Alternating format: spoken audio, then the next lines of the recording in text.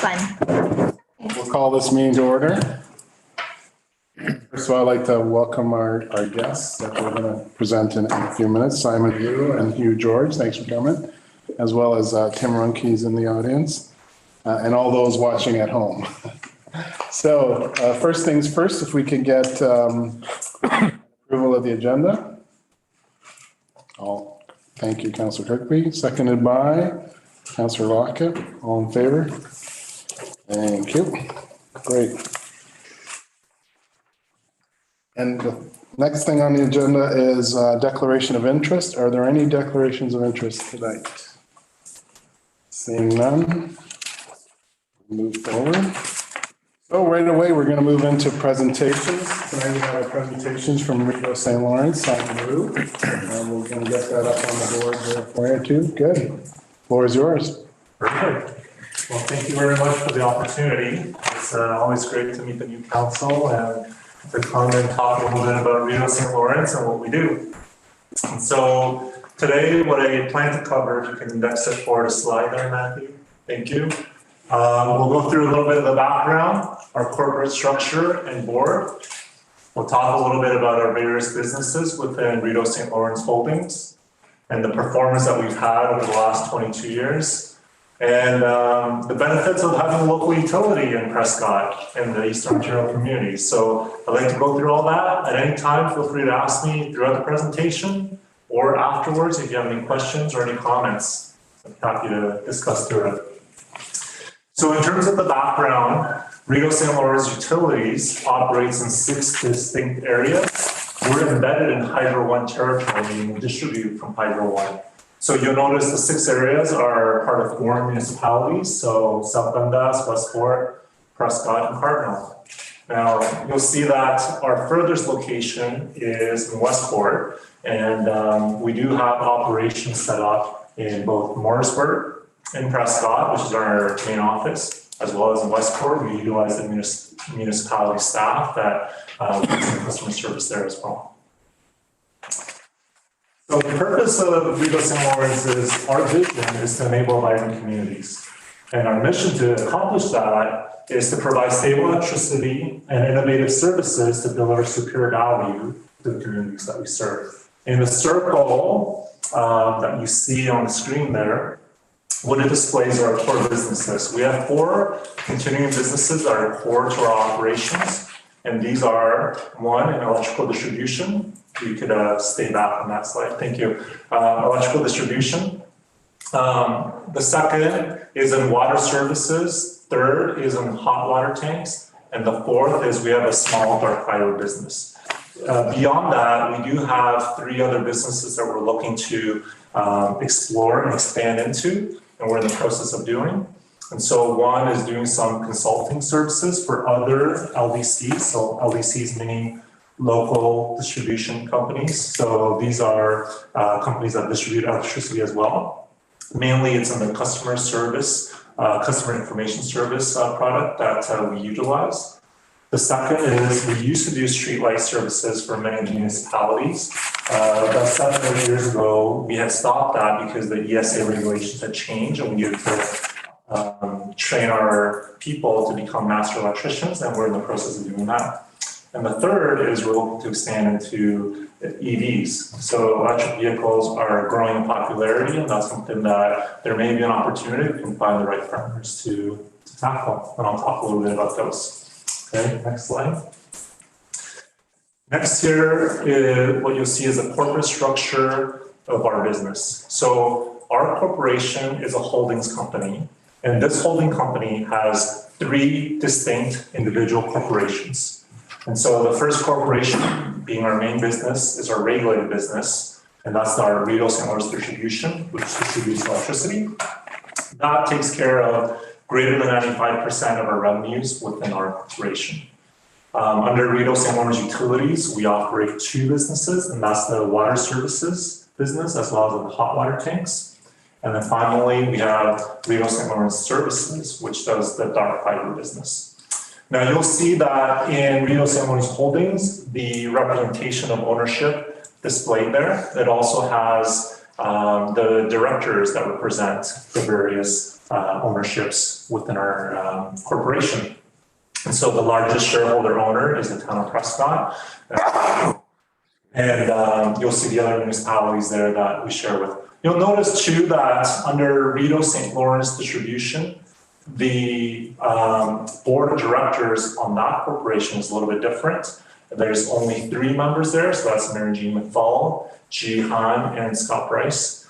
The reason for that is based on the affiliate relationship code is that we need to have 33% or more independent directors on that corporation so that we can maintain our affiliate relationship with the others. So under the Ontario Energy Board, we are under strict regulations and we follow those regulations closely. Can I ask you a question? Yes. What is Fortis Ontario? Fortis Ontario is a publicly traded company, so they have a few operations across Ontario, such as in Fort Erie. They also have a couple of operations in Gananoque and Cornwall, and they also have some small minority shareholders in municipal LDCs like ours. And so they're just a company that invests all over North America. They have some operations in the Caribbean as well. And so in the year 2000, when the deregulation regulation occurred through the utilities business, we needed somebody to be able to come and provide expertise. And we gained a lot of expertise from Fortis. So the director, Ji Han, who's there, when we have some questions regarding tougher decisions on how to operate our utility, we can tap into their resources and they provide some support through our local utility. No problem. Thanks for the question. So over here, what I'm displaying is our board of directors and the various members on the board. And what we do is we look at the various skill sets that we look for in order to run a profitable business for the communities that we have, for our shareholders. And we look at the representation for diversity and skill set to operate a great board. The annual process officially to nominate board members is in the AGM. And so at any time when that happens, it's usually around August and September timing. So that's been the last couple since I've been on board, and definitely all of council is welcome to attend and participate. Now what I want to get into is each one of the businesses that we operate to provide you guys a little bit of background. So to start with over 95% of our revenues is our electrical distribution business. So on a typical electric bill, what you see displayed there are 2 methods in which we charge our residential customers. So as a residential customer, you have a choice of time of use or you have tiered pricing.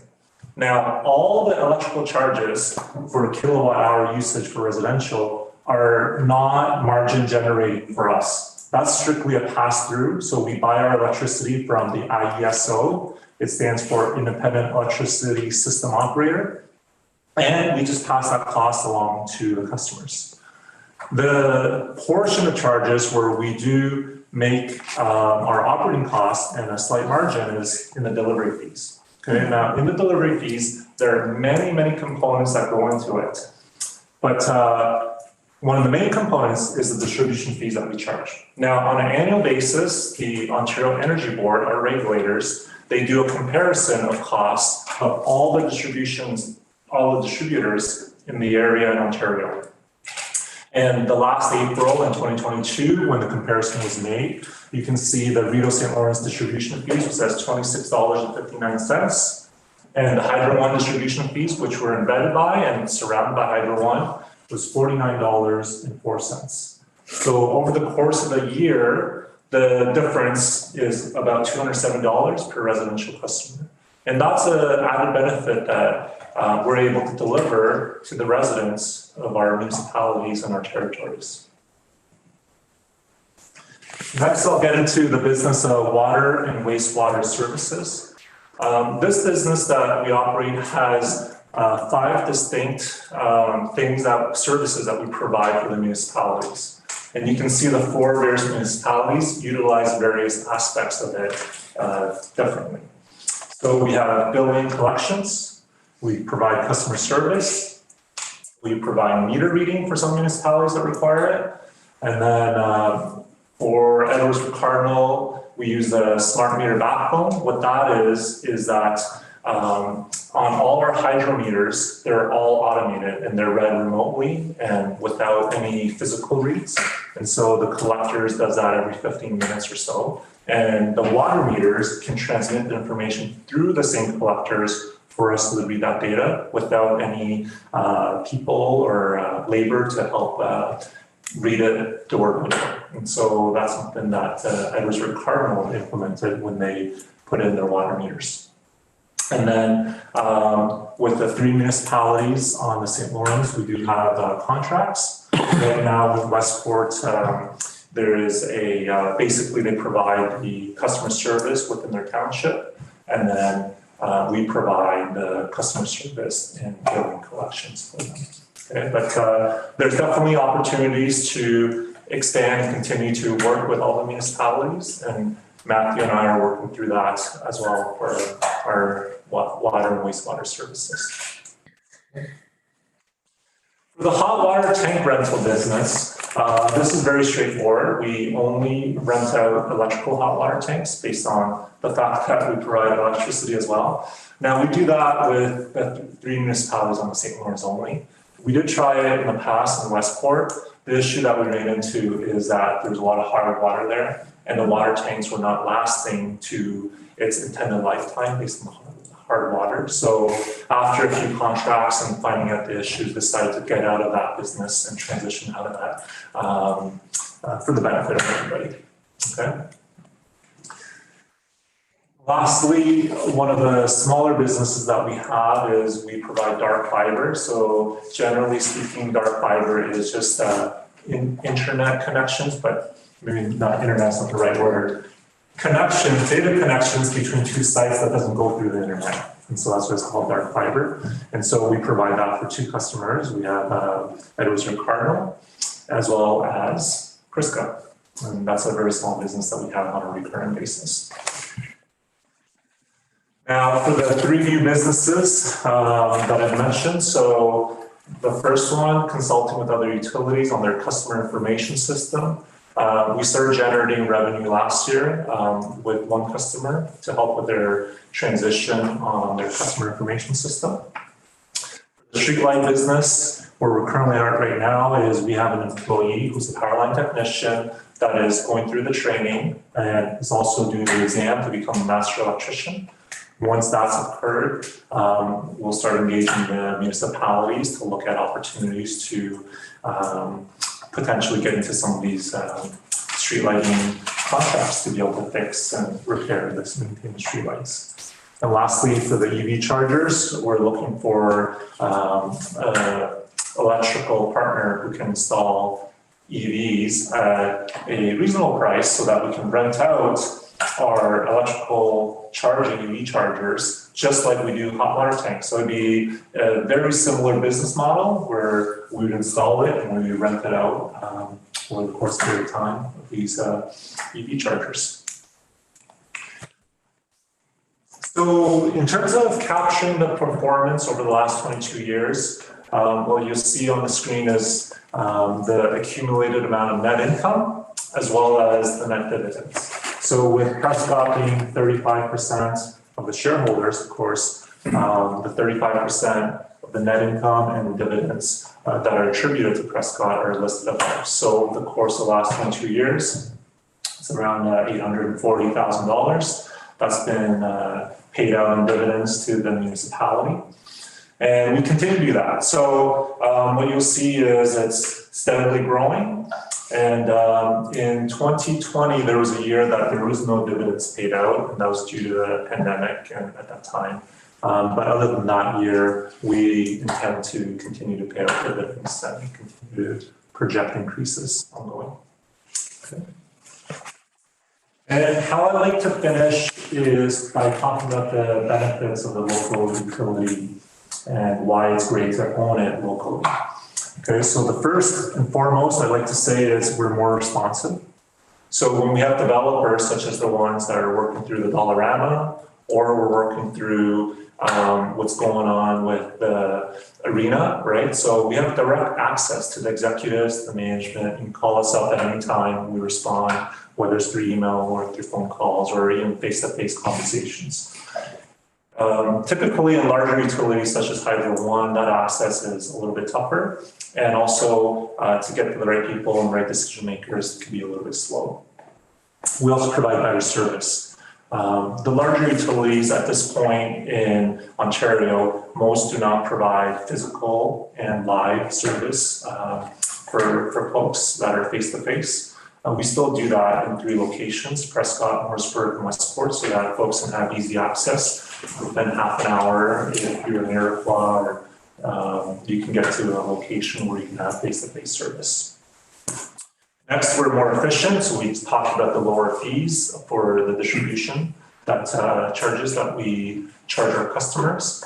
But on top of that, the affiliate businesses also benefit by sharing the cost. So for example, when we do billing of water services for the municipalities, that goes on the same envelope as the one for the distribution. So you save an envelope cost, but that's beyond that too in terms of customer service. We have one stuffer machine, printing machine, these are all shared costs that can occur with them combined. And the local economy. So being in Prescott and Eastern Ontario, we staff a local board, we have local staff, we have local spending. We do a lot of things locally, and that's also a benefit to the local economy. And so really, it's a really win-win. So the profits that we make really all come back to the municipalities that we serve, and that those profits can be used back to the communities for the residents that live here. And so I think that the setup of having a locally owned utility is a net positive in the long term for everybody. That concludes my presentation, and for any questions or comments that you have, yes. I was just wondering, with Edwardsburg having the smart meters, is there any pros and cons to that, to the smart meter? Well, so yes, so there's the pros is definitely not having to be able to read it with effort and labor. The con is that it requires capital investment. So the capital investment is going to be on a communication module device, as well as some of the older meters need to be updated so that they can have that module added to it. So yeah, there's a cost benefit analysis that would have to be done, and some capital would have to be spent into that transition. Okay. Yeah. And would that cost go back to the customer, or would it just stay with the municipality? Well, so, I mean, so within RSL and the municipality, this is we wouldn't keep that cost, right? So if there's no labor required, we will look for ways to reduce that labor within our operations so that the municipality doesn't experience that cost, Councillor Larkin has a question. Hi, because you're not one of the large utilities, do you have any issues with supplies? Because you're smaller in ordering and things like that? Yeah, I would say that everybody in Ontario is having issues with supply. So the large utilities, medium and small utilities all have the same issues. In the global scale, Ontario is considered a very small market in the utility sector. If you look at the US, you look at internationally, the transformers are not primarily supplied for Ontario in the first place. Now, the way that we work around that is we have a cooperative that we're part of. And so as being part of a cooperative, we look for solutions to these problems to address, especially transformers. And so for a lot of buildings that we do, and as there's developers that come for ideas, we always tell everybody at this time of a supply chain kind of situation, you want to let us know early so we can secure transformers and capital assets early for everybody. But you're right, everybody is struggling through that, but we are working our way around that. In actual fact, this week I'm headed to a forum. It's called USF, and this is a group of utilities that get together and are going to discuss about supply chain issues. This is a hot topic of this week, and that's Wednesday that I'll be heading there too. Thank you. Any other questions? Counselor Campbell? I just wondered when you started in with Prescott, like what did we have before we had Rito St. Lawrence? Or did we always have? So my understanding, this is before my time, but my understanding is year 2000, before that, it was considered Ontario PUC or Ontario Hydro is my understanding. And then back in that time, there was many municipalities either selling or banding together to maintain their own utility. And so these 4 municipalities banded together to maintain its own utility, whereas other municipalities such as Brockville decided to sell off their utility, and which became Hydro One. Hydro One operates in Brockville territory. Yeah. And do you have your own repair service? Like if we have a big ice storm or something and the lines Yeah. come down, it's all? Yes, we do. Okay. Yes, so we have a crew of 5 power line technicians that we utilize. And then separate to that, we utilize contractors if there's more severe storms that occur. So the last storm that we had was in Morrisburg. We had a little bit of ice and we had a rotten tree that fell on our transmission lines. And our crew was able to handle that. But if we look back to April of 2022, we had a more severe storm where multiple areas were out. And so not only did our crews fully deploy, but we also had contractors. Beyond that, we also can have what's called mutual agreements. So for example, people in the area such as Kingston to Ottawa, to Ottawa River, there's different utilities in Eastern Ontario where we can share resources where if they're in big need, we can access their resources. And if we're in big need, they can also come and help us. And that's how we manage through the various storms that we have. Yeah. Great. Counselor Kirkby? So just going back to the meters, Simon, is Prescott, when we expand, say, to apartments or our neighboring, say, Augusta, expands a subdivision or something like that, it's close for us to put a meter in. In my thinking, each meter we sell is money back into Prescott. And not so much the meter, but the distribution of the electrical services. That's correct, right? So if we build a 48 apartment building, are we in a better state to have 1 meter, or do you put a meter on each apartment? And is there more money generated through that format versus just 1 meter on a building? Okay, good question. So within the territory of Prescott, which we operate, anytime for residential customers, we don't make a profit on usage. We make a margin based on meters. So definitely there's condominiums that are done by 1 meter to the utility, and we have sub meters that they individually manage. There are also apartment buildings and condominiums that utilize individual meters direct to the utility.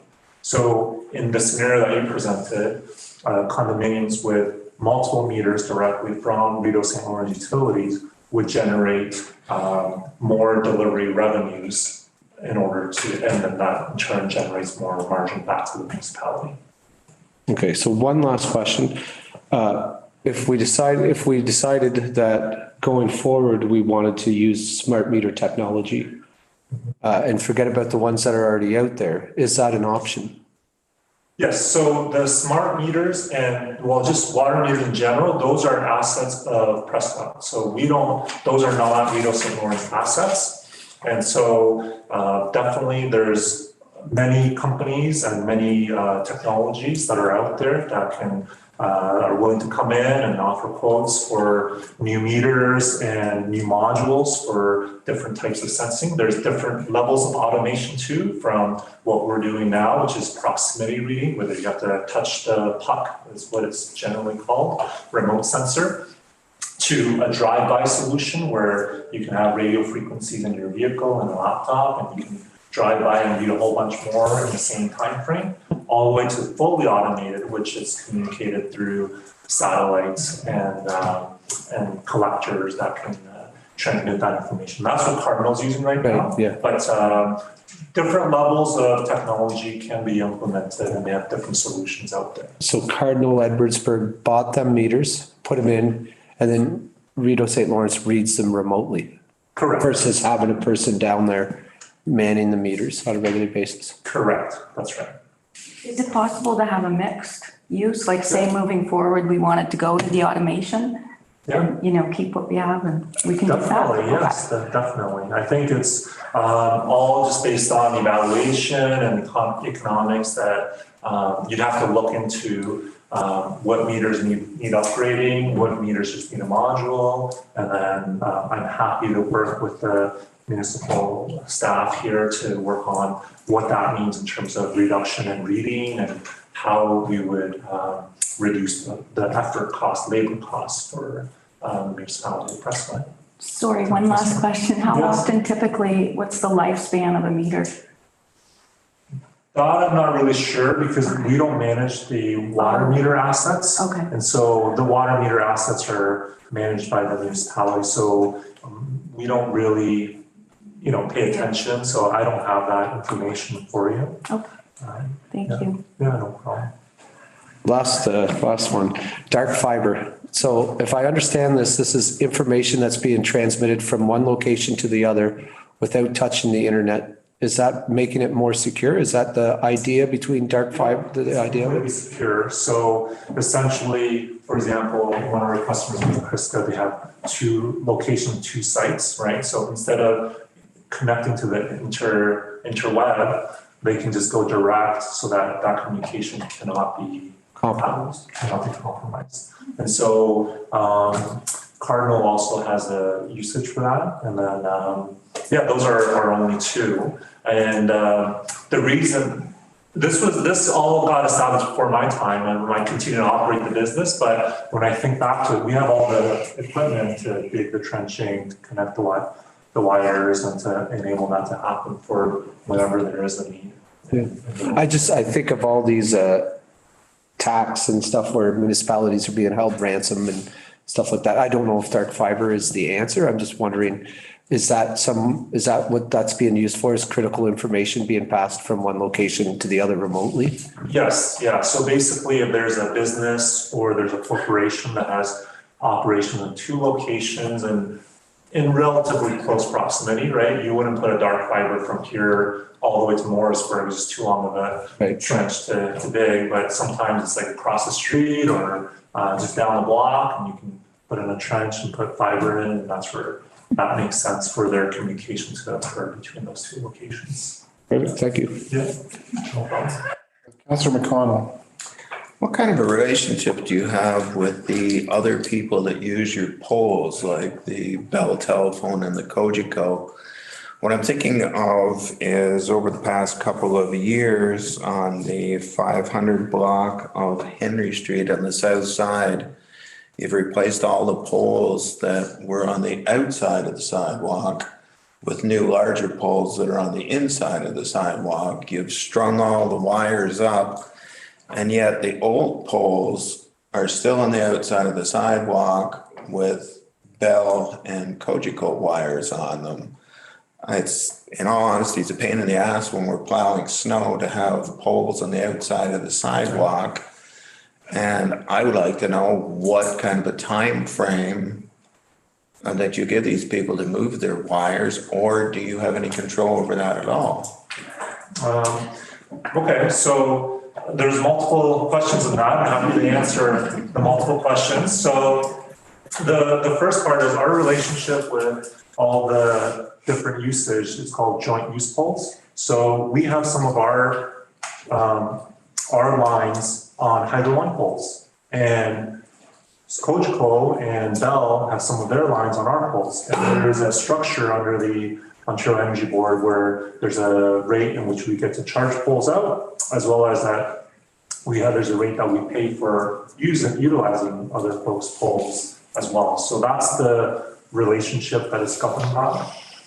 Relating to the specific case, I think I was writing down, was it Henry Street that you're talking about? Yeah, it's a 500 block of Henry 500 Street, block, okay. south side between Ann and St. Lawrence. Okay, Over the last 2 years, nice, big, tall poles have been Yeah. put in.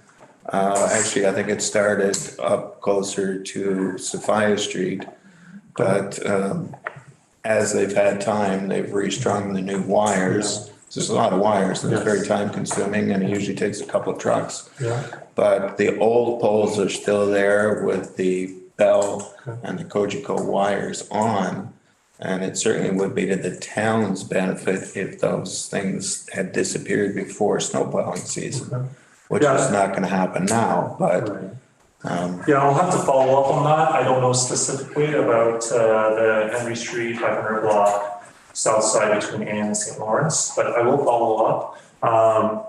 Now, what I do know is over the last couple of years, Bell has made an investment in the municipality of Prescott in this project called Bell Fiber to Home. And this is to enable high-speed internet for the residents of Prescott. And that occurred 2 years ago, last year. This year, we've been focused more on Morrisburg, and that's where they're doing the exact same activities as well. And so it may be related to that, but I will follow up and talk to Daryl, our operation manager, about the specific case on those plans. okay, very good, thank you. No problem. Thank you. Seeing no other questions, thank you, Simon, for coming, and Hugh George, for a great presentation and some insight into all the businesses and future businesses.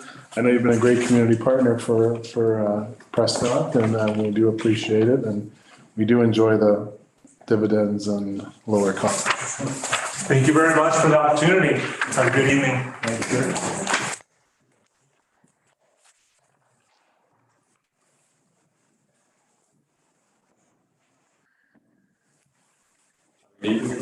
Thank you.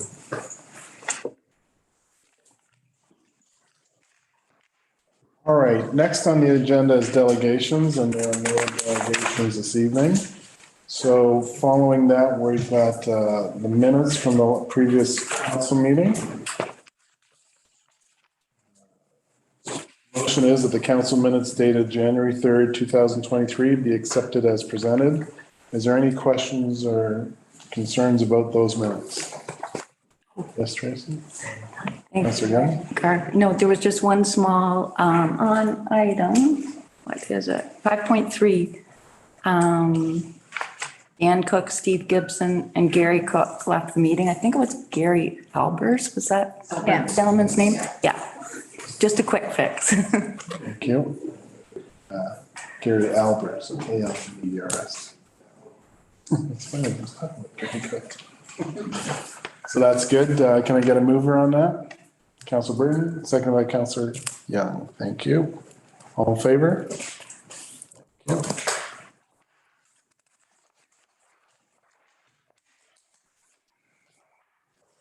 Next on the agenda is communications and petitions. There are two items in this section. One, a letter from Minister Clark, R.E. Moore Homes Built Faster Act, 2022, their key initiatives. And the other one is a food for all sharing information session invitation. So a lot of times I get these mailings. I want to share them all with council, so that's why they're there. Is there any discussion with regards to those two items? No?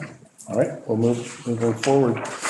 As you'll see, the number 8 is consent reports, and there's actually no information package this weekend. I was looking for one, and I double checked that, so there are no consent reports. Moving on then, committee reports is next. Does anyone have anything to share from the committee meeting? Can I move backwards? Sure. The Food for All Food Bank event was requesting monies.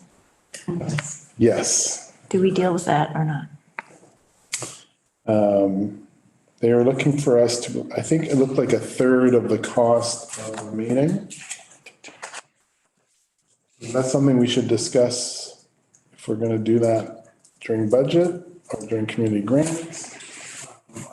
Ideally would be during community grants. However, they'll go out tomorrow and not due back until approximately February. So, and I believe this happens on,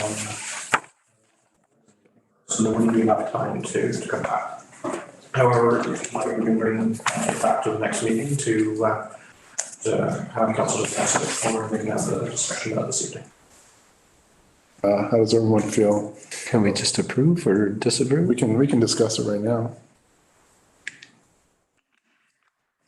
If that's what you'd like to do. But I think it sounds like it's a tight schedule, right? Yeah. Sorry. So let's talk about it right now. I just have an issue with, I'm realizing people come in and they ask for money. They're all a great cause. But I don't know what our piggy bank is like. And it's easy to say, oh yeah, 1,000 here, 300 there. But I'm having myself concerns about how you can just keep handing out money. That's a very valid point. And that's why I said, do we talk about it in a budget or community grants? So Matthew, correct me if I'm wrong, if we were to approve this, would it go towards community grants? That would be my suggestion, yes. Yes. Same with the $1,000 from last meeting. And so we have a total pocket of 58,000 that we allocate towards community grants. There's a process that we go through each year, and that's what we'll talk about a little bit later. Normally, we would send it out in the fall, but because we're going through budget and we have new council, then bring it up in January. And then we have 2 intakes. So it's really to avoid this type of thing happening where we constantly get delegations or requests and really want them to go through that process. Otherwise, it's unfair for others that wait through the intake process because then wait against everyone else as opposed to just one-offs. Yeah, so I think that's obviously our preference as we move forward is people to go within the intake periods. And as I mentioned, we normally do it in the fall and late spring. So that really catches people that may have missed the last cycle. And I think my understanding from talking to Matthew earlier about this, we do give money to the food bank already. Councilor McConnell? Quite frankly, it sets a very bad example when we have people come to us in the gallery in a council meeting and we have a discussion here and we say, yeah, okay, we'll give you this much money. Last week, we had 2 people, I think 2 groups come to us, the music festival and the curling club. The music festival received no money. That's, I believe, coming back to council. It's going to go through the community grants. The curling club, I don't know why they came to us basically at the last minute because they were on schedule for before Christmas. But sitting here and when I heard Councillor Kirkby over there indicate that their asks for stuff and besides money came to $5,000. And then I believe it was Dana pointed out that, well, this isn't worth that much, so it's only $4,000. And then we agreed to do that and gave them $1,000 in cash. That leaves a very bad idea for anybody that's watching from home. Oh, hey, let's just go to council, like Mary said, and we get money. And speaking with Matthew through the week, Justin's figure of $5,000 wasn't anywhere near the mark. It's closer to 1,500 is what Matthew told me.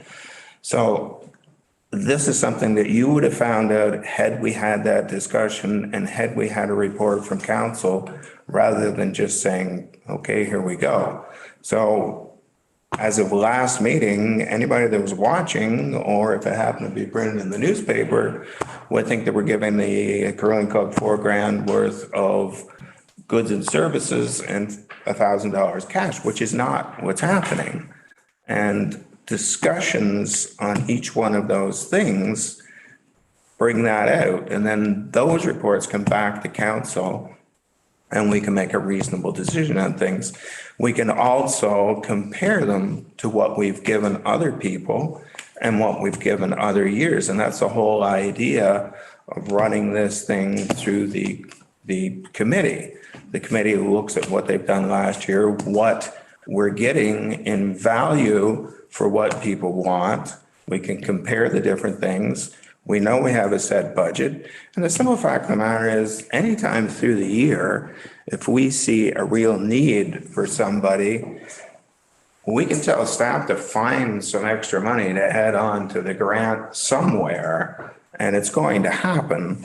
It would have to be unusual, but it can happen. So as far as just, here it is, we would like it, this is the date, well, that's all well and good, but we do give to the food bank. I'm not opposed to this, but I am opposed to it coming to us too late to put it through the normal process. I don't think we should be doing that. We've had cases in the past where this has happened, and I've never thought that it was a good idea, regardless whether I voted in favor of it or not. Thank you, Mayor Shaker. Councilor McConnell. Anyone else? Councilor Burton? Thank you, Mayor Schenker. I think this, what Councilor McConnell was talking about, that I think we need to look at some kind of policy, because I don't think we have a policy on stuff like that. Correct me if I'm wrong, Matthew? Because, I mean, you're right, Lee, because people come in here all the time, and our piggy bank is not very big. So as much as we want to help our community, we also have to look after what's best for our community.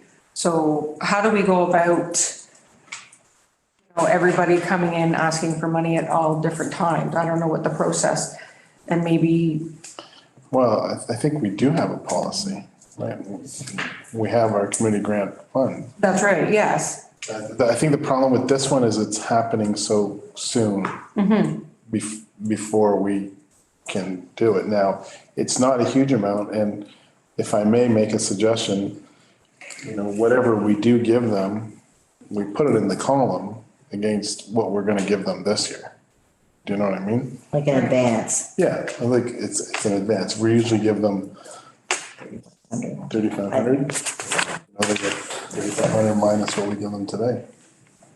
Maybe these kind of things too, like, they don't necessarily know the time frame of our community grants, right? And there's not just this letter, there's other people as well, right? I mean, right, Councilor McConnell was saying that we gave last week the curling cup $1,000, and that's short notice as well, right? So where do you draw that line, right? Where do you draw that line?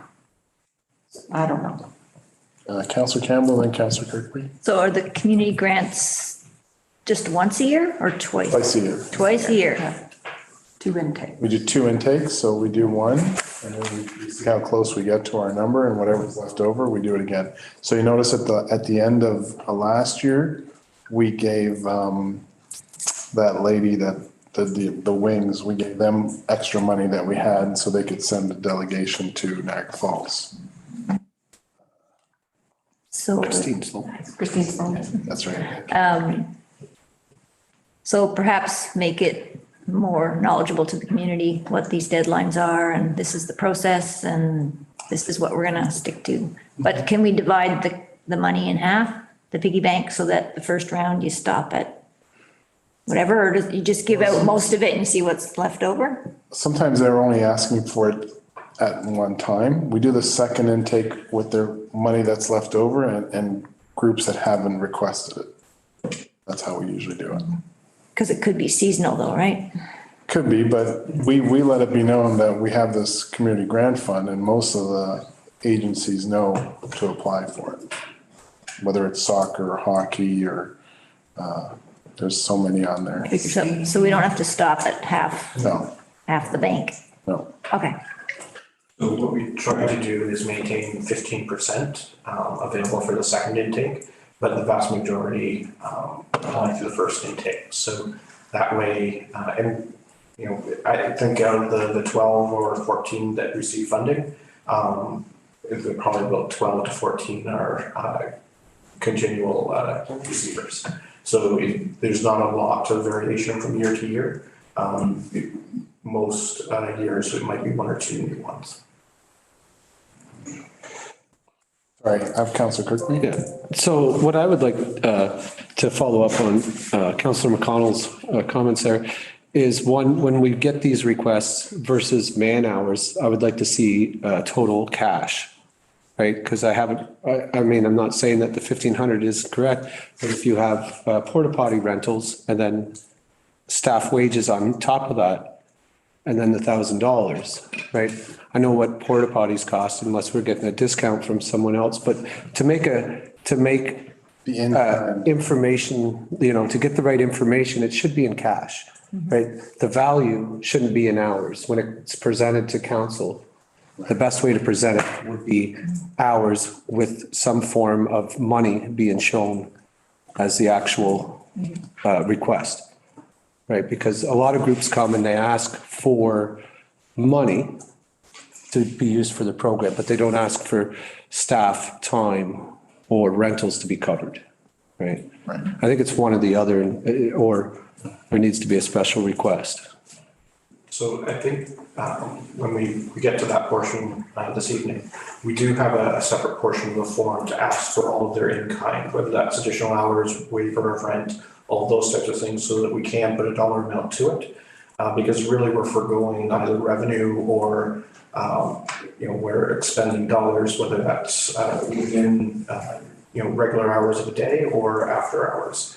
And so we do try to capture all of that. I think what I'm hearing is that we would like to make sure that people are following that process as much as possible, and that council has a fulsome discussion around each of those requests to understand what the dollar amount is, and then what the opportunity cost may be in forgone rent or person hours dedicated to a particular event, that sort of thing. Which we're more than happy to do and be able to move that forward. I think I just want to make one clarification that even though it mentions the food bank, they're just a sponsor, I believe, as opposed to them. It's their event. So just wanted to clarify that and it doesn't necessarily make a distinction in the letter and the invitation, but I do believe it's over and above what the food bank normally does. Okay. Good catch. Councillor McConnell? Thank you, Mayor Shankar. I agree completely with what Justin said, and in my discussions with Matthew last week, made a point that there was a column missing in that staff report, and that column was the dollar figure for every one of those hours and services and things that were required. And there's no way that a report should come to council or should go to the committee that's deciding on this when a group or an organization or an individual is asking for in lieu of without the committee knowing what the in lieu of, and then it comes to council. So you know what the dollar figure is that you're looking at. Because we have had people come to council before with an extensive list of things that they wanted that weren't money, but the extensive lists, some of the stuff we weren't even prepared to do. So it didn't matter how much time it took or how much dollar figure, we just weren't going to do it. It wasn't a reasonable request. So there's some give and take in some of this. And yeah, the dollar figure plus it's the other thing too, is if they want 10 hours of staff time, that's 10 hours. Our staff isn't cutting grass or weeding flowers or sweeping sidewalks or repairing something else. It's time out of their day. And if it happens to be on a weekend, well, that's time and a half or double time, depending on when it is or how long it is. And that's even more time out. So, yeah, dollar figure, definitely, no question about it. Yes, Counselor Gill? I was just, so, I appreciate the transparency of the communications that we get. I think that's really great. Is there, when we reply to a request like that, is there like a generic letter that would go back to them saying, we have 2 intakes for the community grant program? And then just outline the process for them, and possibly they wouldn't be successful. Like, they may have missed the deadline this year, but then in future years, they would know, they'd be apprised of it. And then just on the other end of that is, how do we promote the community grants? Like, who do we broadcast that to? Yeah, we also put it on the website on the main banner page, and then we also send it to all previous applicants. Okay, so where do we want to go with this request? Yes, I read that it is the food bank. Judy Burrell for the Food for All Food Bank, and it also says a session has been planned hosted by the Food for All Food Bank. And that's a Food for All Food Bank event. Bringing in different agencies too, right? So I like the idea of, if we do give money to the food bank, we're saying, well, we can front you this money and. I don't know if this is money going to the food bank or is this going to the cost of the event. That's what it looks like to me. They got 100 participants at $10 each. They've asked us for $325. I assume they're asking another 2 municipalities for the same to help co-host it. So I know what you're saying, but I'm okay with giving them this $325, but it comes out of their original ask. Bonnie may not like me for that, but, or Judy. I do. Counselor Kirkby? I think if there was a need, so we say that this 325 comes out of the grant money that we give them. Let's be honest, if there was a dire need at the food bank, I believe the town and the other municipalities, Edwardsburg, Cardinal, and Augusta would fill that void, right, with a special request or a need to assist, right? I read this as, I'm not sure, is it the food bank? Is the food bank called Food for All Bank, or is it the food bank? Yes, okay. So I read that as an event being run by them, trying to bring in sponsors or different groups together to do that. And I think when you look at it, we have 2 people organizing that to do a lot for the community and other communities. And in my personal opinion, I feel it's something that we probably should support, whether we take that money off or not. Okay, so do we need to make a motion? I had one drafted, and I'm not quite sure if it went in the right direction. I'm not sure if this is the way, sorry, if this is the way the discussion is headed, that donation of $325 to the food bank. And originally I put it to come out of the community grant budget, but I don't know if I should specify it to come in. Matthew? So I would recommend that it come out of the community grant budget, and council can make the decision when they do the overall allocation, whether it comes Right, that's fine. over and above the food bank ask or included in the food bank ask. So that way we know it's going to come out of the community budget or community grant budget, and then you can make that decision later on in terms of how it actually comes in. That's fine. Look good? Okay. Do we have a mover for that? Councilor Kirkby? So I'm going to sign something. And seconded by Grandma Burton there.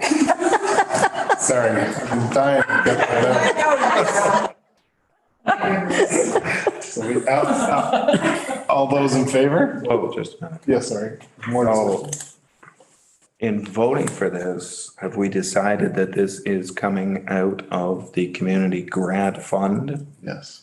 Should we? And we have decided that it is coming out of the food bank section of the community grant fund? Or is this going to be a different intake from the food bank? I think That's when we can discuss it more, but it's going to come out of the community grant fund. And then later on, when we go through the community grant fund, we can decide whether this is separate or above. Is that the way everybody understands it? Okay, that's fine. Okay. Is that the way you had it? Yep. That's the way you have it written down? Council, would you like me to read it again? If you'd like. Sure. The council approve a donation of $325 to the city grant budget.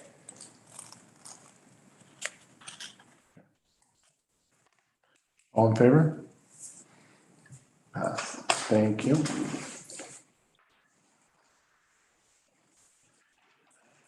Okay, so for committee reports, and there were nothing there. I just wanted to say something there.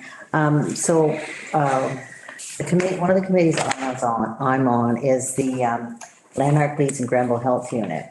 And we did an orientation last week. There's a lot to learn, that's all I'm going to say. And once we get the computer, the way we deliver everything and we get everything, it'll be great. But they're very appreciative of us being there, so. Good. What do you mean, the computer? Oh, well, how they send stuff and how we're now on Zoom, so we can get that. I wasn't on Zoom before, so I couldn't. Okay. I had to phone and follow, yeah, so we're good now. Okay, great. Anyone else from committee? Yes. Just like to touch on that, the health network there. What I saw was Leeds Thousand Islands is potentially losing their last practitioner in Mallory Town.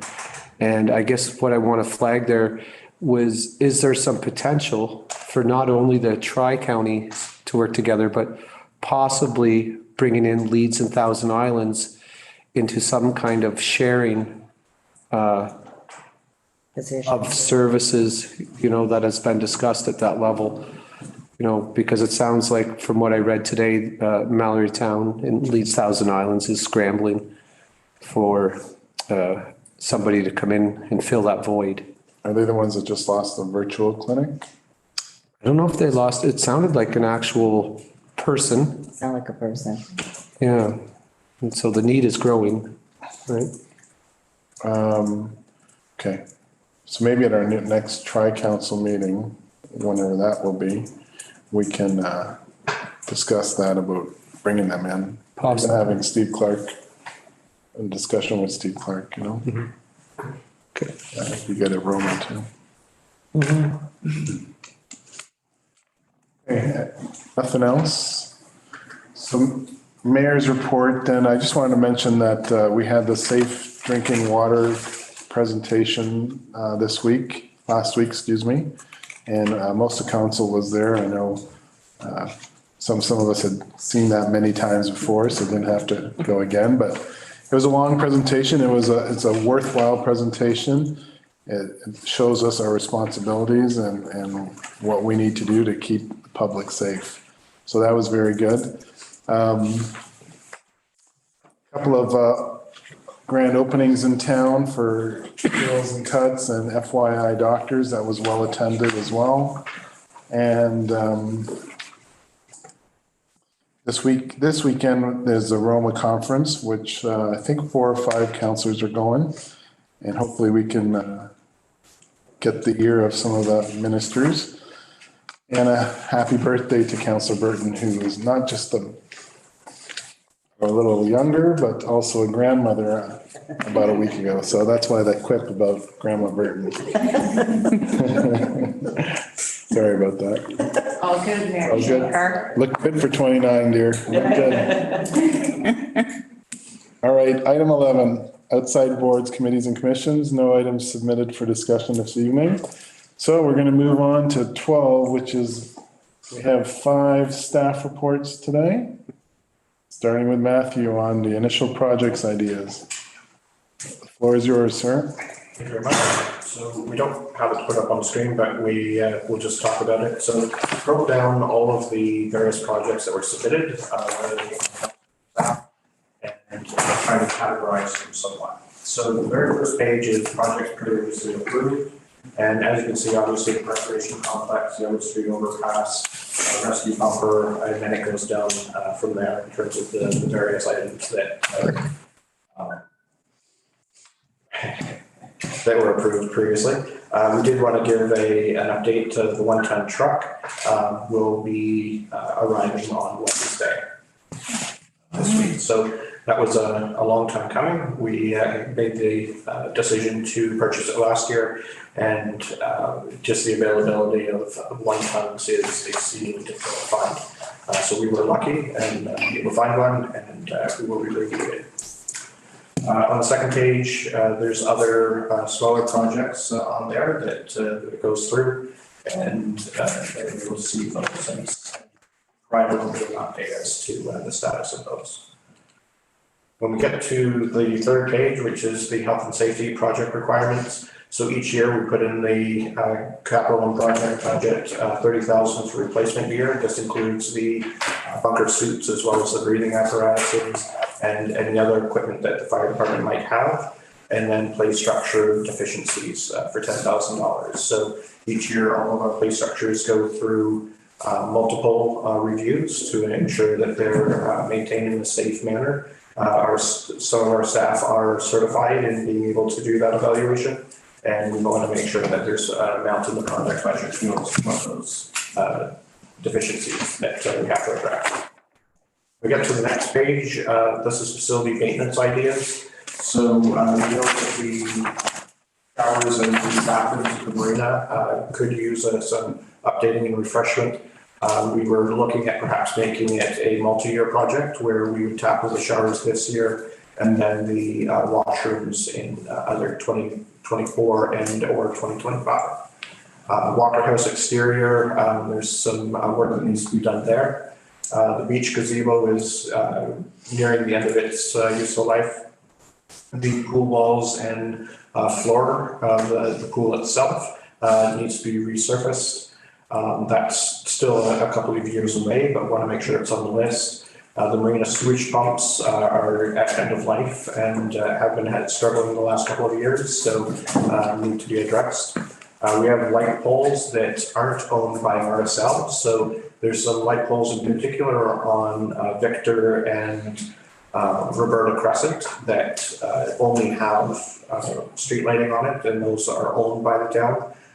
There's probably about 30 to 50 poles throughout town that need to be replaced, and it could be a multi-year project to be able to do that. The electrical, marina electrical panel upgrades, and so just as part of our regular maintenance and ongoing, to be able to address changes to the electrical code as they appear. Pool building, the internal plumbing is a bit of a hodgepodge of things, and so if we were to look at improving that overall, then it's probably about $5,000. The flat roof on this building we've had evaluated. There's some work that needs to be done. And then finally, I think there's a total of 6 or 7 HVAC units on this building. 2 are newer, but we have others that are at end of life, definitely in that 20-year range. And so we need to address those over multiple years. Due to the size of them, each one is about $20,000. Next, we go to recreational facility improvement project ideas. And so pave the gravel portions of Heritage Trail, add on to the play structure at Centennial Park, swings out at Centennial Park, adding on to the play structure at Sarah Spencer, structural corrections to allow for the second floor of the Leo Boyden Community Center to be used. If you remember back in 2017, 2018, there was a engineering evaluation, and they found that one of the beams or numerous beams on the second floor had been cut into for one reason or another. And so it needs to be addressed in order to make that usable again. That being said, this is a project where we might just let it sit, see how the new recreation center works and functions. And if there's a need for it, then absolutely we would bring it back. But if there is no need for it, then there's not much point in spending upwards of $20,000 to address it. Coverage canopy boat launch, that's a simple one that will be done this spring. Matthew, can I just throw something in there? Rather than spend 20 grand on that hodgepodge on the second floor at the Leo, we have how many new rooms that are going to be available here on the second floor when this work is finished? 3 to, no, it's, Wouldn't it be more sense just to use those? absolutely. Thank you. We have better directional signage that for the beach parking, that was partially completed in 2022 and fully completed this spring. Repaving the north path by the pool. Then improving the signage at for opening times for the washrooms, which will be done this spring. So there's some ideas that, you know, make perfect sense, we can fit it within the overall operational budget. And so they pretty much come off the list and get added to the to-do list. There's obviously that potentially could cost quite a bit more. When we get to the next page, we're talking about adding signage indicating different routes to take along the waterfront trail, bicycle versus walking. And I think that's a fundamental conversation we should have at council to determine you know, what makes sense, areas that can be used by bikes as well as pedestrians versus areas that should be either pedestrians only with bicycles walking. So more than happy to bring that discussion back and so that we can add the signage where appropriate. Paving the walkway from the parking lot down to the waterfront trail east of the marina. Make the solar path more presentable, taller, and more permanent solution. And really with this one, they were installed the way they were, the solar lighting in front of the fort, because of how Parks Canada has requirements. It can't be in the ground, things like that. So certainly we can take another look at that. Indigenous wings signage could be installed higher. This was actually installed at the level it was. It looks a little bit odd because there's another piece that goes on top of it that explains about the significance of the wings and things like that. Originally it was installed higher, but the wings look like a halo coming off of your head. And so it didn't work from a picture perspective. And then additional transient boat slips were suggested as well. Next, we have new additions to rec facilities. So purchasing vacant lot 175 King to provide a walkway parquet area. Repurposing the old pump house as an indoor performance venue. We'll be able to look at that old pump house. It's at the water treatment plant to give you an idea of what that looks like. And that is, I believe, 2 Mondays from now that we'll have that tour. Amenities for divers, including change area and washrooms. Certainly that's something that we're looking into. Washrooms is a little bit more interesting because we don't have water and sewer right close by. But if anyone has been to Merrickville, in their municipal parking lot just off of the main street, they've done an accessible washroom that they've kind of built a little shelter over. It looks really, really good and might be a great option for being able to provide washroom facilities for divers. Deep water docks. So just some things, sometimes we think outside of the box, and always it's a great idea to look at what other communities are doing so that we can try and replicate them. Sometimes they're lower cost options. Oh, 1 sec. Just when I worked in Augusta on the dive site there, and we built that lovely structure so they could change in there and no one ever goes in there. Right. Yeah. Oh, I don't know, actually, Okay, most of them just like to change out, no, yeah, open air. they use it a fair bit, actually. Creating a new boat launch and pay for service for trailer parking. I think further to the east was the idea. That came a couple of times. Move and repurpose the Coast Guard boathouse as a permanent museum or other. So the Coast Guard has an older building that is currently a boathouse, and they're looking to decommission and move off the site. It's possible that it could be repurposed, but certainly something that we could look at. Adding in some T-shaped docks at the waterfront by the pool and transient boaters, similar to Millersburg. We did add the non-motorized dock right by the beach. Sometimes we just have to be careful when we're adding new docks that we get permission from the Coast Guard and other relevant authorities.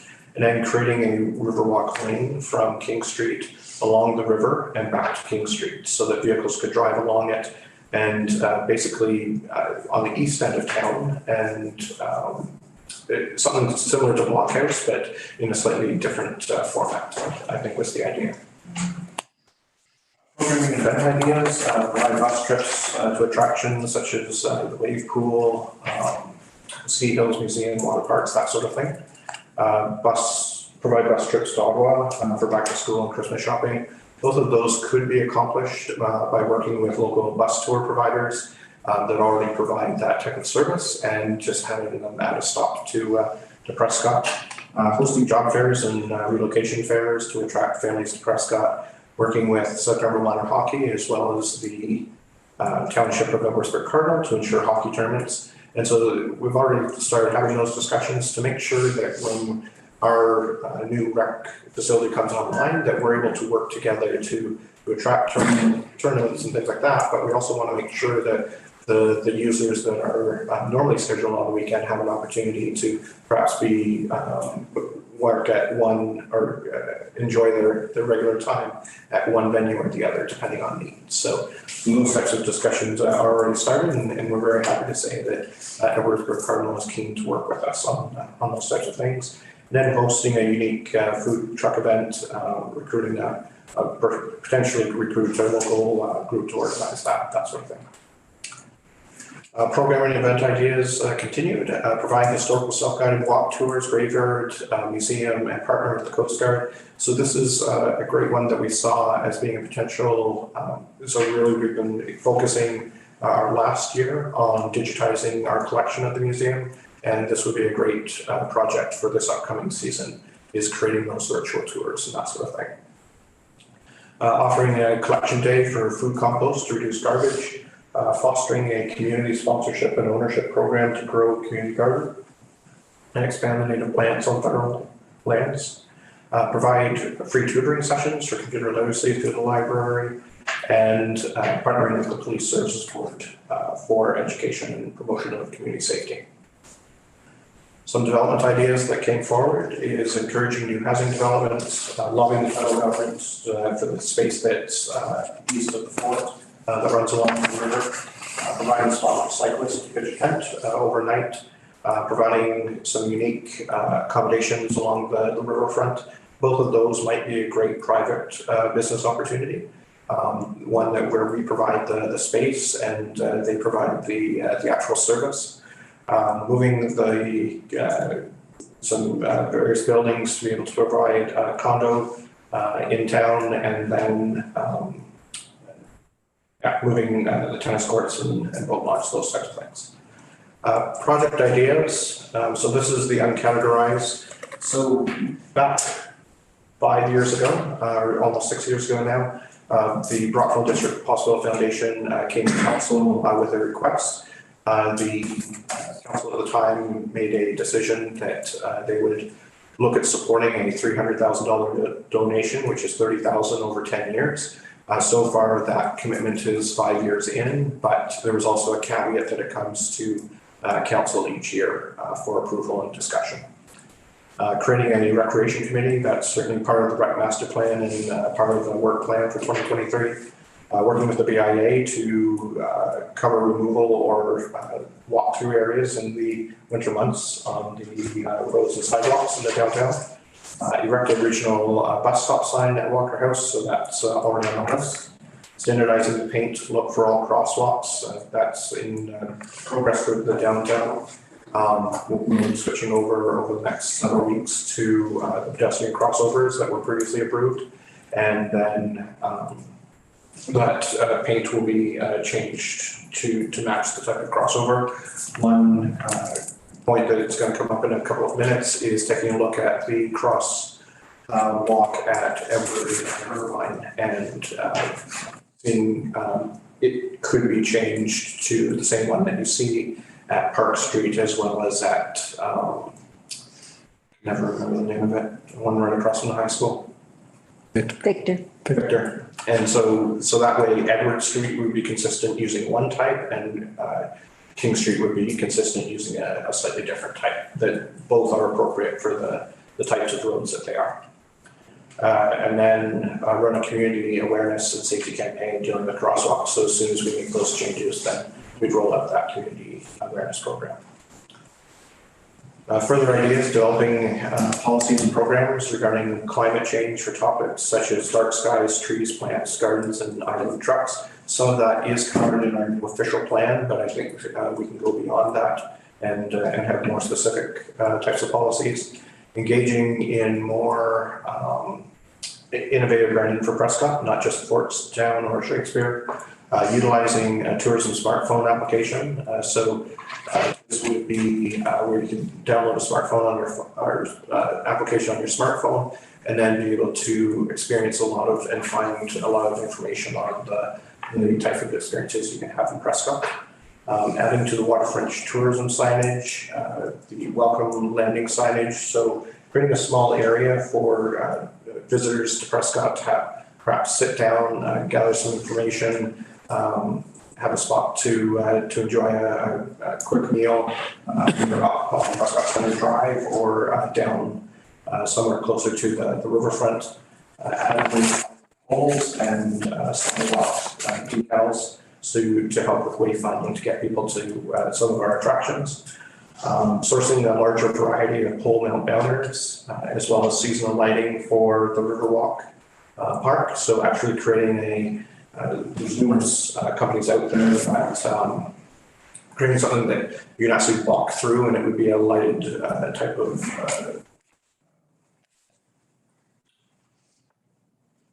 I'm not sure what that's called. It's kind of like an archway.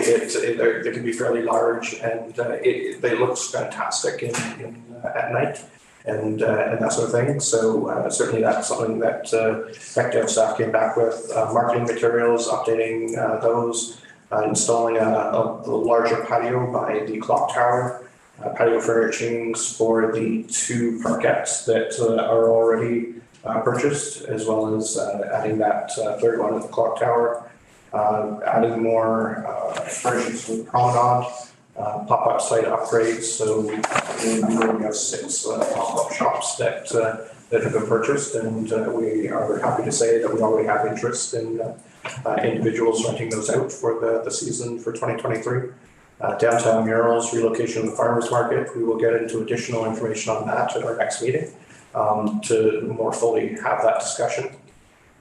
We also have visitor center display, window decor, hosting business development workshop and webinars for businesses. So bringing in perhaps an HR professional for any of our local businesses to learn about some of the things that they need to be aware of for staff training, when they're hiring, when they're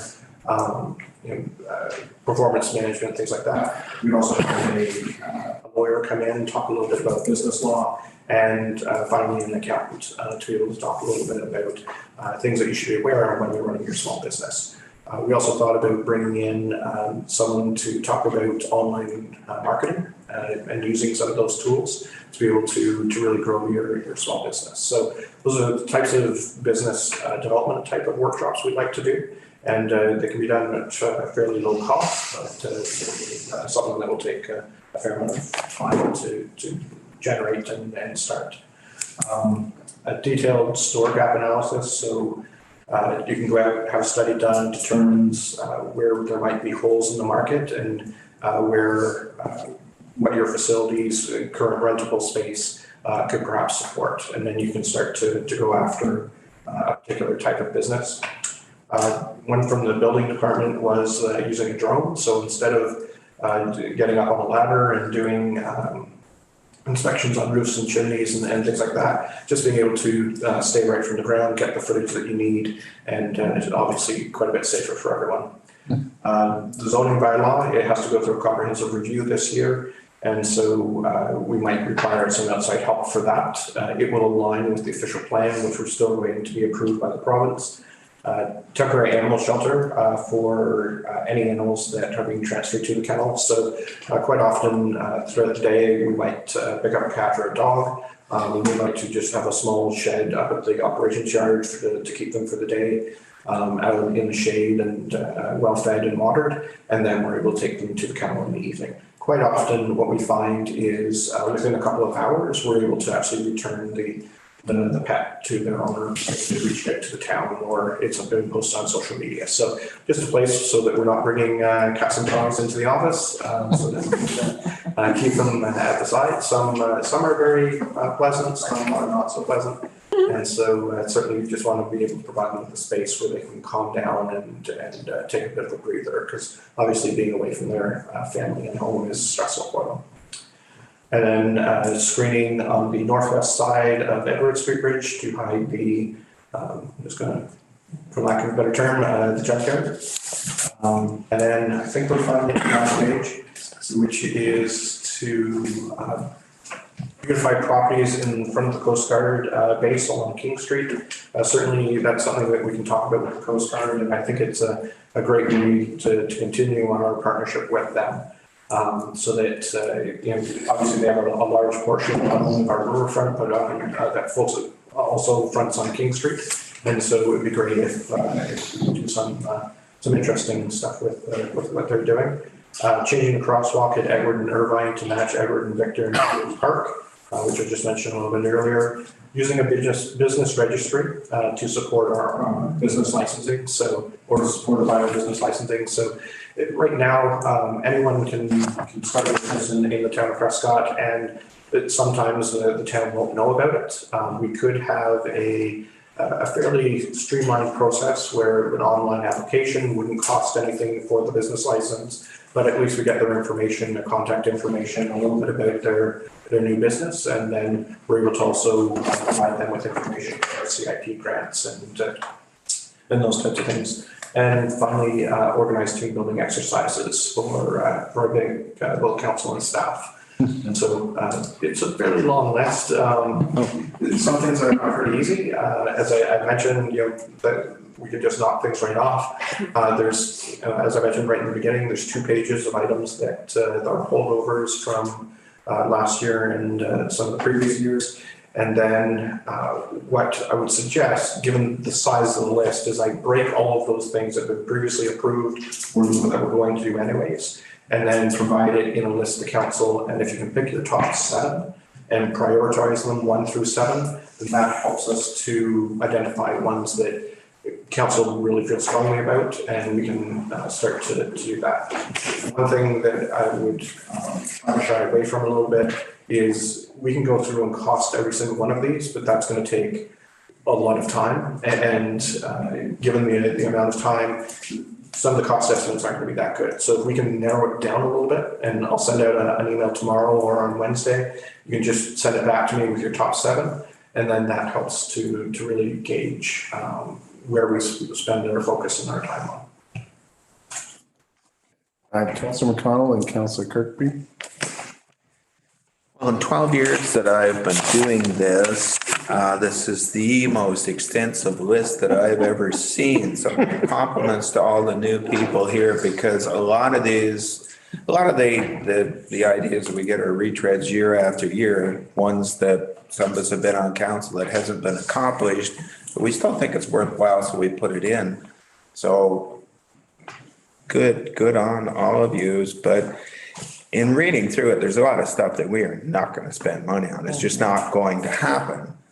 However, most of those things come from staff, and what I've found and what we've found in previous years is that we employ an excellent group of staff who are really good at spending time whittling their way through different grant structures, and all of a sudden they find something that fits one or several of these. So we have stuff in the works right now that we didn't pay for and we wouldn't pay for, or we paid 15% for, 25% for, and the rest came from some government grants. So that's what our staff does day in and day out, look for ways to stretch our dollars. And I have no doubt that that will happen again this year. And some of these things that may seem right out to lunch, all of a sudden, hey, we've got a grant and you guys look really good, and then we look really good. Thank you.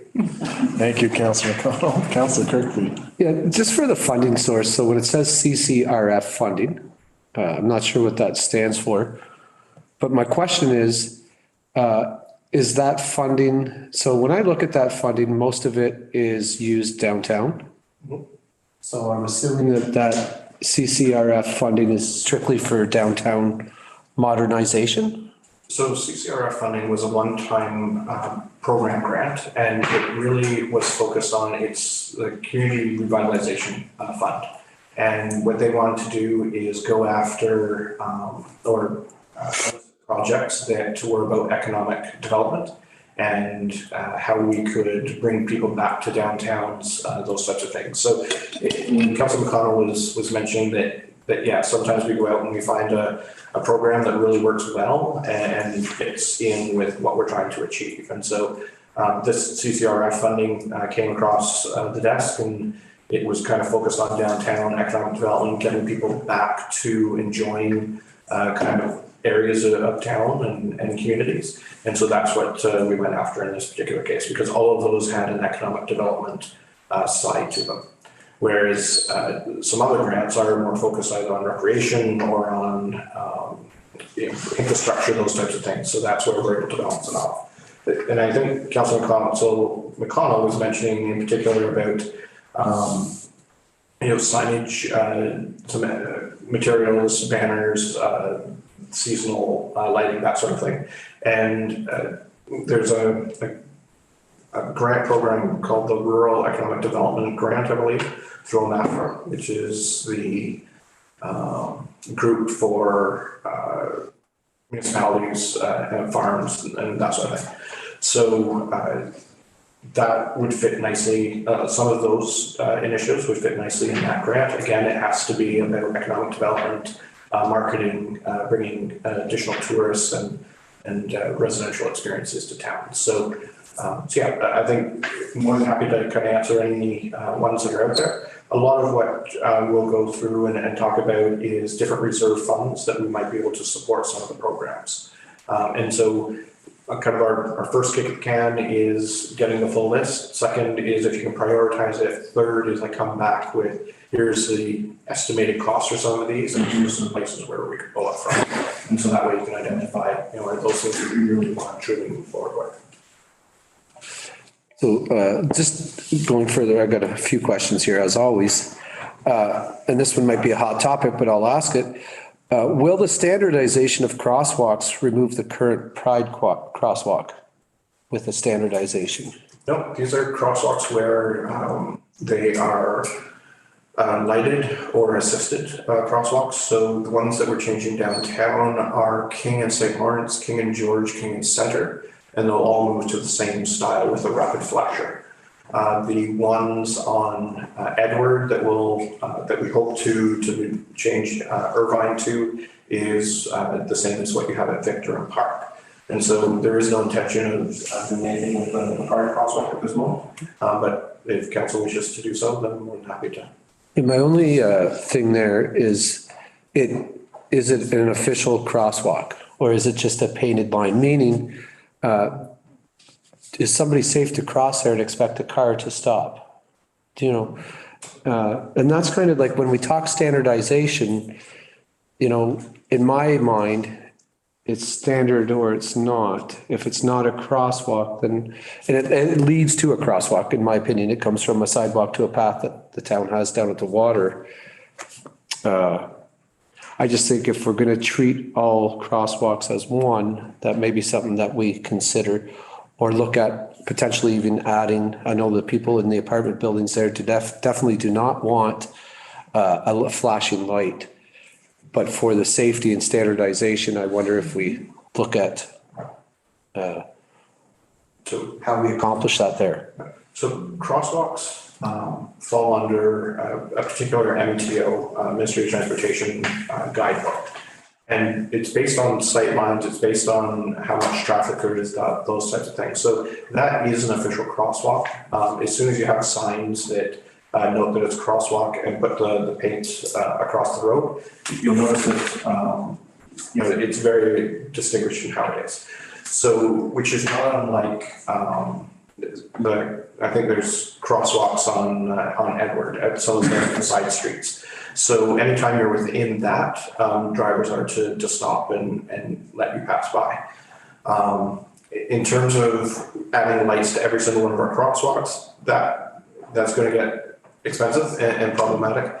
We haven't heard of any issues that are currently would require a lighted crosswalk there, but certainly it's something that we could take a look at if council so wishes.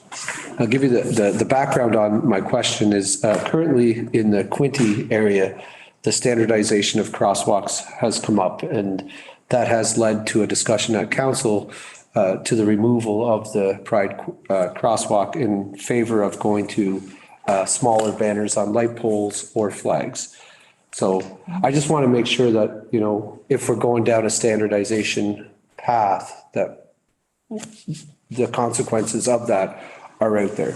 If we're forced to make a decision like that, that's all. I guess is more of an information point, right? So we can move on from that one if we're all good. The one that caught my ear was the animal shelter. And I know that currently is a suggestion, but what I heard there is currently we are in the dog and cat catching business. And my question is there a fee for that? And should there be? And where does that fall into line? So under our animal control bylaw, all dogs and cats are supposed to be licensed.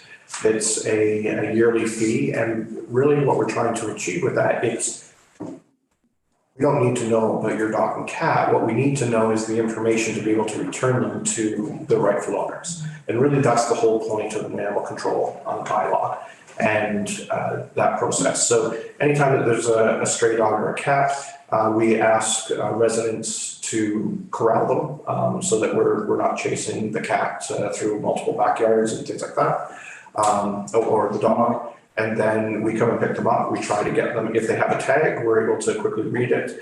We also have the ability to check if there's a microchip, and that will tell us where it goes back to. So that's why it's important always that people should license their pets. You don't know when Fluffy's going to run out the front door, and you have to run after Fluffy.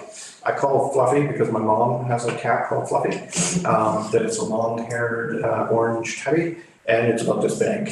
So it's a friendly cat. So really that's the whole point of our animal control, and from time to time we don't get them back there right away. So in that case, we'll end up having to take them to a kennel, and then the fees come into play there. So each night that they're there at the kennel before they're returned home, then there's a charge, and that goes to the individual that misplaced their pet. I guess for me, I feel like, we have so many bylaws, we have different fines, and we have the information in front of us to know if Sparky, the dog, has been a routine visitor to the kennel, that there's probably, and we do have bylaws where dogs are supposed to be on leash. Your cat, I believe, is also supposed to be in control, right? So if we have repeat offenders, then it's probably obvious that we have irresponsible owners possibly. And I'm of the opinion that for any service like that we provide, there should be a fee associated with it, especially on repeat offenders. So we can certainly pull that bylaw and show you exactly what the fee and penalties and that sort of thing are. We don't honestly have a lot of repeat offenders, and the vast majority of cats in particular eventually make their way back. We don't have a really high success rate at catching cats. It's raccoons, not so bad, but cats, not so good. And as I say, honestly, the Facebook tends to get them back to where they need to go before we have to step in. But when we do, occasionally they'll be with us for a couple of hours. We get them back to where they need to go, and we're good to go. But yeah, if there's a repeat offender, then we would take additional steps in that case. And I believe this was my suggestion, and maybe, by the way, I shared it with another councillor, so it could be their suggestion, is on the licensing of businesses, right? And I guess I wanted to add to that, if possible, is if in that licensing discussion, is there room to add possible fees or licensing of what I'll call transient vendors? So i.e. beaver tails, the the group that comes to McEwen's to sell flowers on Mother's Day and Easter, right? And when, inside my head, when I think of a chip stand like Cal's, because typically how these vendors get around it is they're on private property. But so is Cal, I believe, who rents that private property, and I believe Cal would pay a licensing fee or something to the town of Prescott. So for me, it needs to be fair across the border. And when I see the beaver tail truck come almost monthly, right? Or the flower salesman come on every event, whether it be Mother's Day, Father's Day, or Easter, it doesn't feel right to let them have a free pass. So I'd like to add that if possible. I don't know if that fits into that discussion. So we're going to be going through that whole licensing bylaw shortly to just discuss the refreshment vehicles and chip trucks, that sort of thing. I can confirm that ones that just come here temporarily do pay a fee as they need to come up. Those are for more refreshment. I don't think we have anything for licensing for the flower type vendors, things like that. But I think that's really the type of fundamental discussion that we need to have at council about all of our business licensing. Who should we charge? Who shouldn't we? You know, those types of things. And when we get to licensing, we also we'll end up talking about door-to-door salespeople, that sort of thing as well, and whether we want to allow it or not, or in what circumstances you would like to. So it's a great opportunity to pull all of that, and I think we'll probably start having that discussion at the second meeting in February, and hopefully to have it kind of wrapped up by the end of March. So it's a good time for spring. Thank you. Councillor McConnell? Thank you, Mayor Shankar. And just in response to Justin's query, I guess you will, about the Pride crosswalk, Councillor Jansman actually requested, I think it was not last term, but the term before, that a crosswalk be placed there to connect with the top of the path that goes down to the river. Coincidentally, she happens to live on that street. But anyway, after that, it was decided to paint it as a gay pride walkway. But that is a courtesy crosswalk. There's no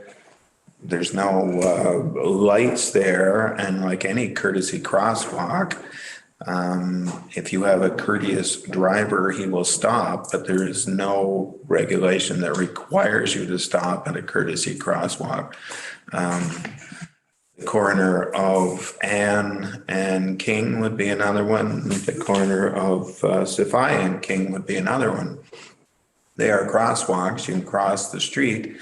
And if you're standing there, as I have been with the dog in the morning, sometimes somebody stops, most of the time they don't, but there's no requirement to unless there is a light. And we certainly can't afford to put lights on every corner. It impedes the flow of traffic. And I think we got enough lights and enough crosswalks. We can certainly improve the ones that we have, and we're going to, but I don't think we need to be adding any more. As far as the dog issue goes, our town staff have been picking up stray dogs for years, and that's where I got my first dog 30 years ago. Ediano brought this 5-week-old puppy around that somebody had thrown out, and we kept it. It was a great little dog. Councillor Campbell? I just want to add, there's got to be a better culture in our community about stopping, whether it's a courtesy crosswalk or whatever crosswalk we're calling it. But you go to Brockville, there's no lights there and people stop on a dime as soon as you step out. Most communities, well, Eastern Canada, Halifax, you step out, Vancouver, same thing. So we've got to get a bit more education in our community, because somebody might stop going one way and then the poor kid thinks, oh, I can go. And then the person coming the other way is just going to pick them off. So I'm really hoping we can get some kind of education going. Sounds good. I think that's part of we have that in there with the police board and everything like that. So the City of Kingston has a really good education series on their website that our Director of Operations found. And so that's something that we'll be replicating to be able to show people different styles of crosswalks, how to use them, and then the vehicle traffic and how they should respond. Great. Sounds good. Anything else on project ideas? We look forward to, Matthew, you turning this down a little bit from 17 pages down smaller. Right? Thank you, Matthew. Okay, we're going to go to the next staff report. 05-2023 Transportation Parks and Recreation Budget. It's for information again, so it's yours. Thank you very much, Mr. Ross. Through budget timelines, transportation, then I'll pass it over to Samantha, our manager of community services, talk a little bit about priorities for 2023 and onwards, and then we'll go back and take a look at some of those departments as well. So in terms of where we are, January 16th, this evening we're talking about transportation, parks and recreation. We also just went through the initial project listing, looking for feedback, and I appreciate everyone submitting your project ideas, as well as I think a very good discussion that we just had to talk about some of those ideas and their feasibility. So next, we're going to talk about transportation. It's broken down into approximately 8 different areas, and really it's dealing with everything with roads. So from an operations perspective, that's where all of our operations staff get charged to. We have 9 outdoor staff or outside staff, as well as a team lead, a director of administrative support, falling under that budget. Also, there's the training budget in there, as well as some overall expenses. Next, we have paving, and paving is mostly supported by OSIP, and that's the Ontario Community Infrastructure Fund. There's a reduction of 72,000, almost 73,000 this year. But if you remember when we talked about the bridge, we're putting 250,000 of the 400 and some to support the bridge project, and then 220,000 to support repaving. Also in that budget is line repainting. Each year in approximately May or June, all of the street lines are repainted in town as part of our yearly maintenance, as well as just some overall routing and sealing. So we haven't done routing and sealing in the last several years, as we've been mostly focusing on pavement repaving, and so that's something that we've added to the budget at this moment, approximately $20,000 for that. And what it does is it seals those cracks before they can open up and create potholes, and extends the life of a particular block of pavement, so it doesn't have to be repaved next to it. We do need to buy some WD-40, so we need to add $0.08 to the budget. Chair. So we'll definitely add that. I'm not even chipping that myself. Just reducing stress. So we do have a bridge department area. Really, what the only thing that goes through that is our biannual evaluation of the bridge. Because we're doing a major project in this year, then there's no need to do that study this year or next year. Our next study will be in 2025.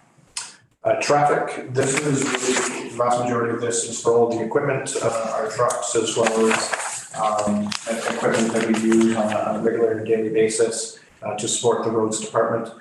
It also includes crossing guards. So a lot of people don't realize that crossing guards are paid for by the town.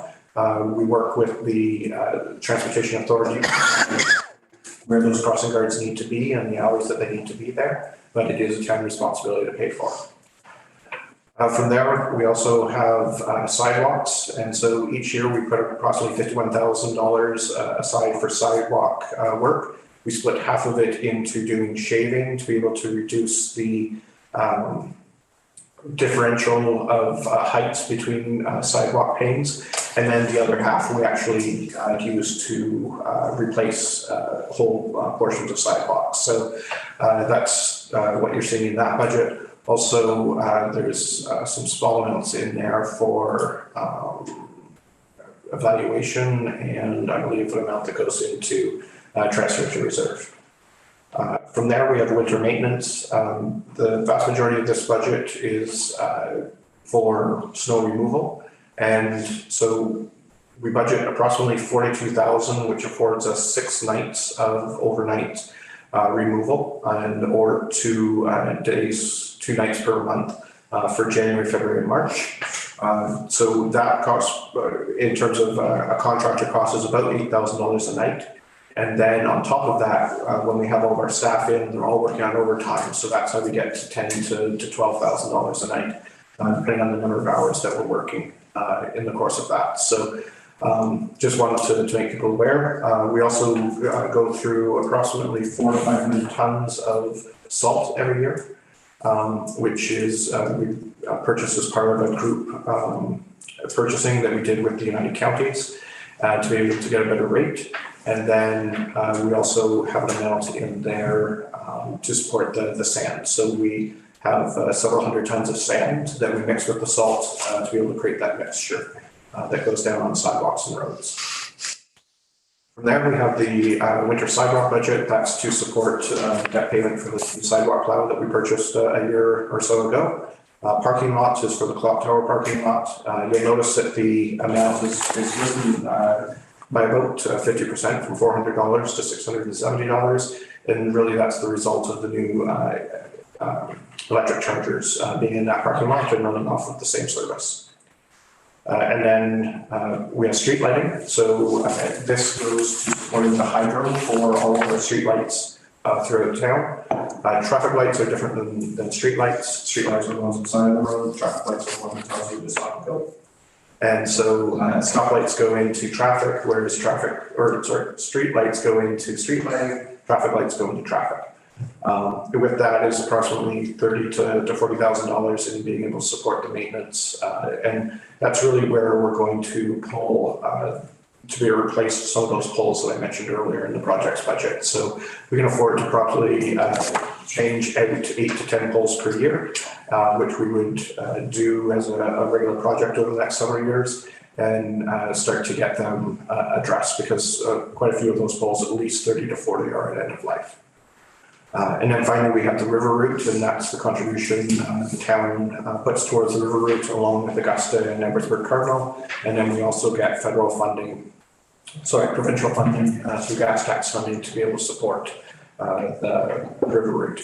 The provincial funding provides up to 75% of whatever the municipality puts in, as well as the fees that are generated by the river route.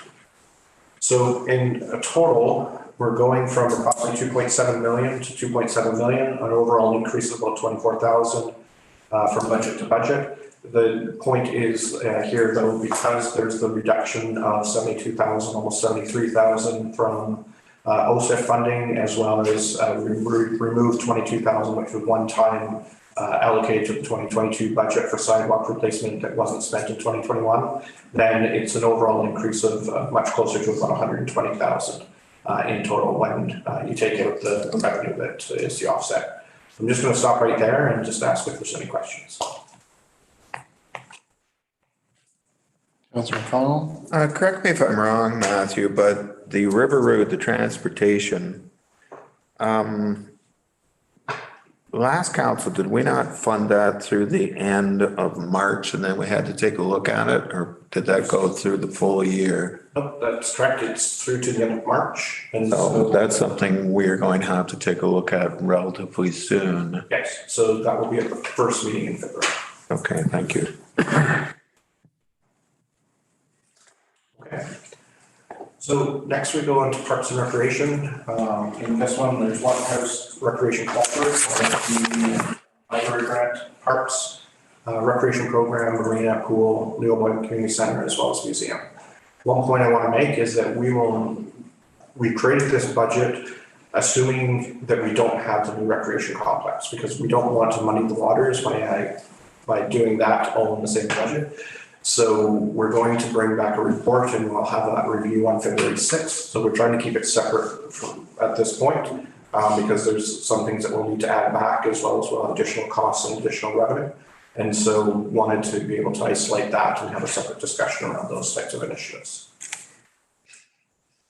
So I'm just going to hand it over to Samantha at this point to talk a little bit about the overall community services.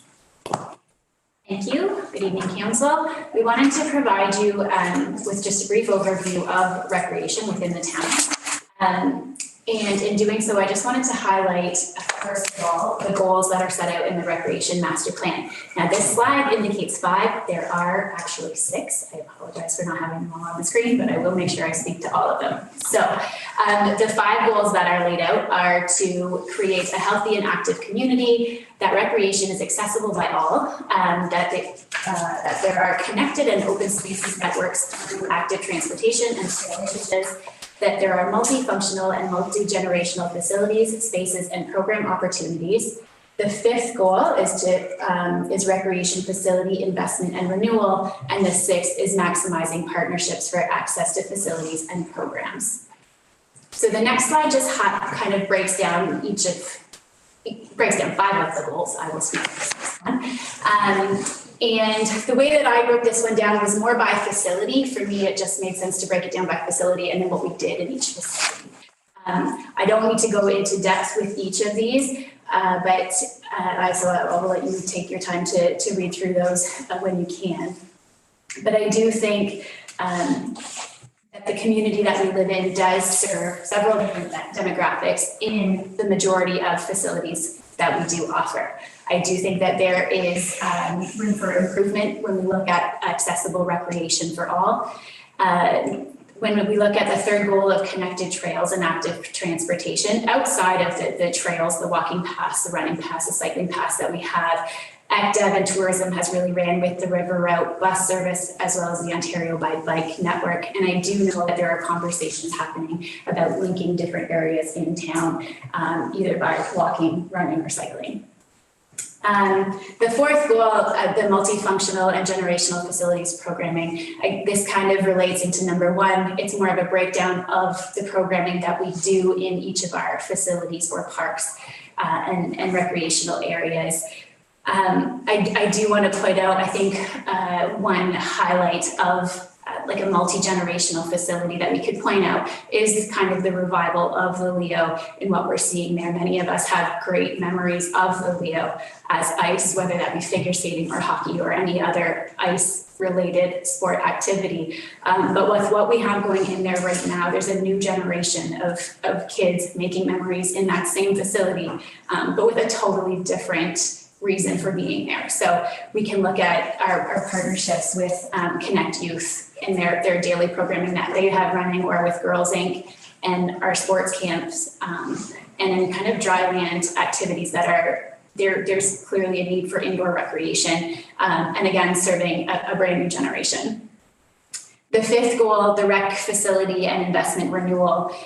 These are highlights of what has been done, more so during my time with the town. So this, I'm sure, can be expanded much more, dating back to 2018. But those are some of the more recent highlights when we look at goal number 5. And when we talk about goal number 6, maximizing partnerships for access to facilities and programs, this is going to be a key piece of the puzzle in recreation moving forward. We do have strong relationships with several different community organizations. To name a few, that would be Connect Youth, Girls Inc., the YMCA, the Kinsman Club of Prescott, the Global Minor Hockey, Prescott Figure Skating, Prescott District Soccer. We've got the health unit and the vaccination clinics that are being offered. We've got entertainment organizations like Shakespeare and the organizers of Folk Fest and the Sunday Night Concert Series. So we do have already established strong community connections, but there is so much more that we can do there to really get to know what is available in town and how we can help those organizations, how we can help highlight what those organizations do in town. The next slide looks at our focus within community services for 2023. We broke it down into 4 goals that we would like to focus on for the year. Obviously, goal number 1 is the opening of the new rec complex. When we look at that is going to be a big part of 2023. And so from a community services standpoint, the priority is going to be booking ice time for regular users. Now listed here is minor hockey, Prescott figure skating, and our junior and senior teams, but there are more organizations to that, and that does include some of the adult teams, recreation leagues. So I don't want it to be limited to just what's limited. That's just what's listed there on the screen. If on the other side of that will fall under community services is management of the canteen and what that looks like running out of that facility. Goal number 2 is a new online booking portal. Now this was listed as an area of improvement in the rec master plan. We are in the process of implementing a new portal. It is called Explore Rec. It is being used by other municipalities. It is going to not only allow for people to request bookings online, but it also serves as a point of sale system as well. And this is going to bring all of our facilities under one program, and will allow us to use that same program for our canteens and whatever point of sale service options we have at different facilities. This includes the marina as well. So that's going to be huge. That is more of a 2024 focus. 2023 is going to be the focus of booking our prime time and our regular users upon the launch and activating the point of sale system at the new complex, at the Leo, and for our other facilities that we can currently book, which is the amphitheater and the Ruth Evans Room. When we look at programming and partnerships, we just broke that down into 5 different areas, focusing on partnerships, what we currently offer, what we currently do well, what our community is currently responding to, and running with that for 2023.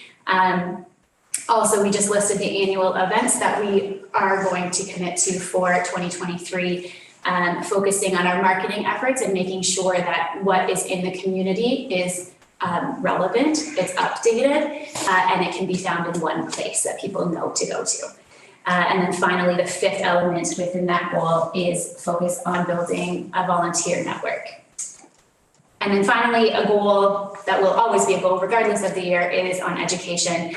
But for 2023, that focus is education surrounding the opening of a brand new facility, as well as taking advantage of the memberships like the Ontario Rec Facilities Association, Parks and Rec Ontario, and really making connections with our local or our surrounding municipalities to learn what they're doing, how they're doing it, and if there's room for partnerships or if there's anything that we can implement in our own community. The next slide really is just a visual. It's helpful for me to keep us on our toes and know who we're working with, know what we're doing, why we're doing it, who we're serving, and how we're serving them. And then finally, the last slide is just a 3-year focus plan. So we've already heard about 2023. 2024 again looks at the opening of the new facility, looking expanded ice time, again with focus on the canteen, and then utilizing and promoting the phase 1 of the outdoor recreation amenities. As I mentioned, the online booking portal focus for 2024 will be on getting the marina involved in that. Expanding our programming and partnerships, and actively recruiting to build a volunteer committee for recreation specific activities. Looking at 2025, again, the focus on SRC and booking events in the summer months and utilizing and promoting phase 2 of the outdoor rec amenities. The online booking portal does offer other opportunities when it comes to email automation and marketing tools, and so we will get there. That is the plan for a few years out. And again, programming and partnerships, looking at how we can really highlight what our community is doing, and getting to the point where we are able to offer an annual rec and leisure guide, and not making that only town specific, but getting the community involved and the organizations involved and highlighting again what they do, where to find the information, and who to connect with to get it.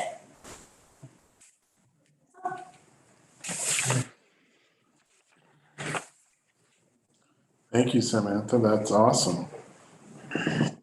Well done. Does anyone have any questions for Samantha?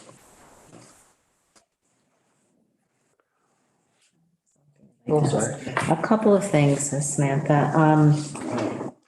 Do you do the bookings for Walker House as well? Oh. To an extent, yes, I'm involved in that process. So that was my next question. Will this online portal, will that include, they'll be able to book through that for Walker House as well? Yes. It will depend on what, so right now, because when I would say in the COVID environment, we weren't booking out Walker House, just because it wasn't an area that was, that with the members that were involved, we just wanted to ensure that the members were comfortable when they were going in and out of that facility. So that facility itself wasn't one that was booked. It is limited right now in terms of booking. So once we are comfortable to have that space opened up again, yes, Walker House will fall into that online booking portal.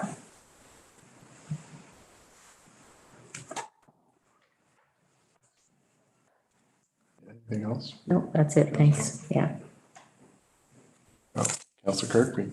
And I'm not sure if this is the right time to talk this, but some of the budgets and some of the pricing for some of our services like the Walker House in particular surprised me on the wages.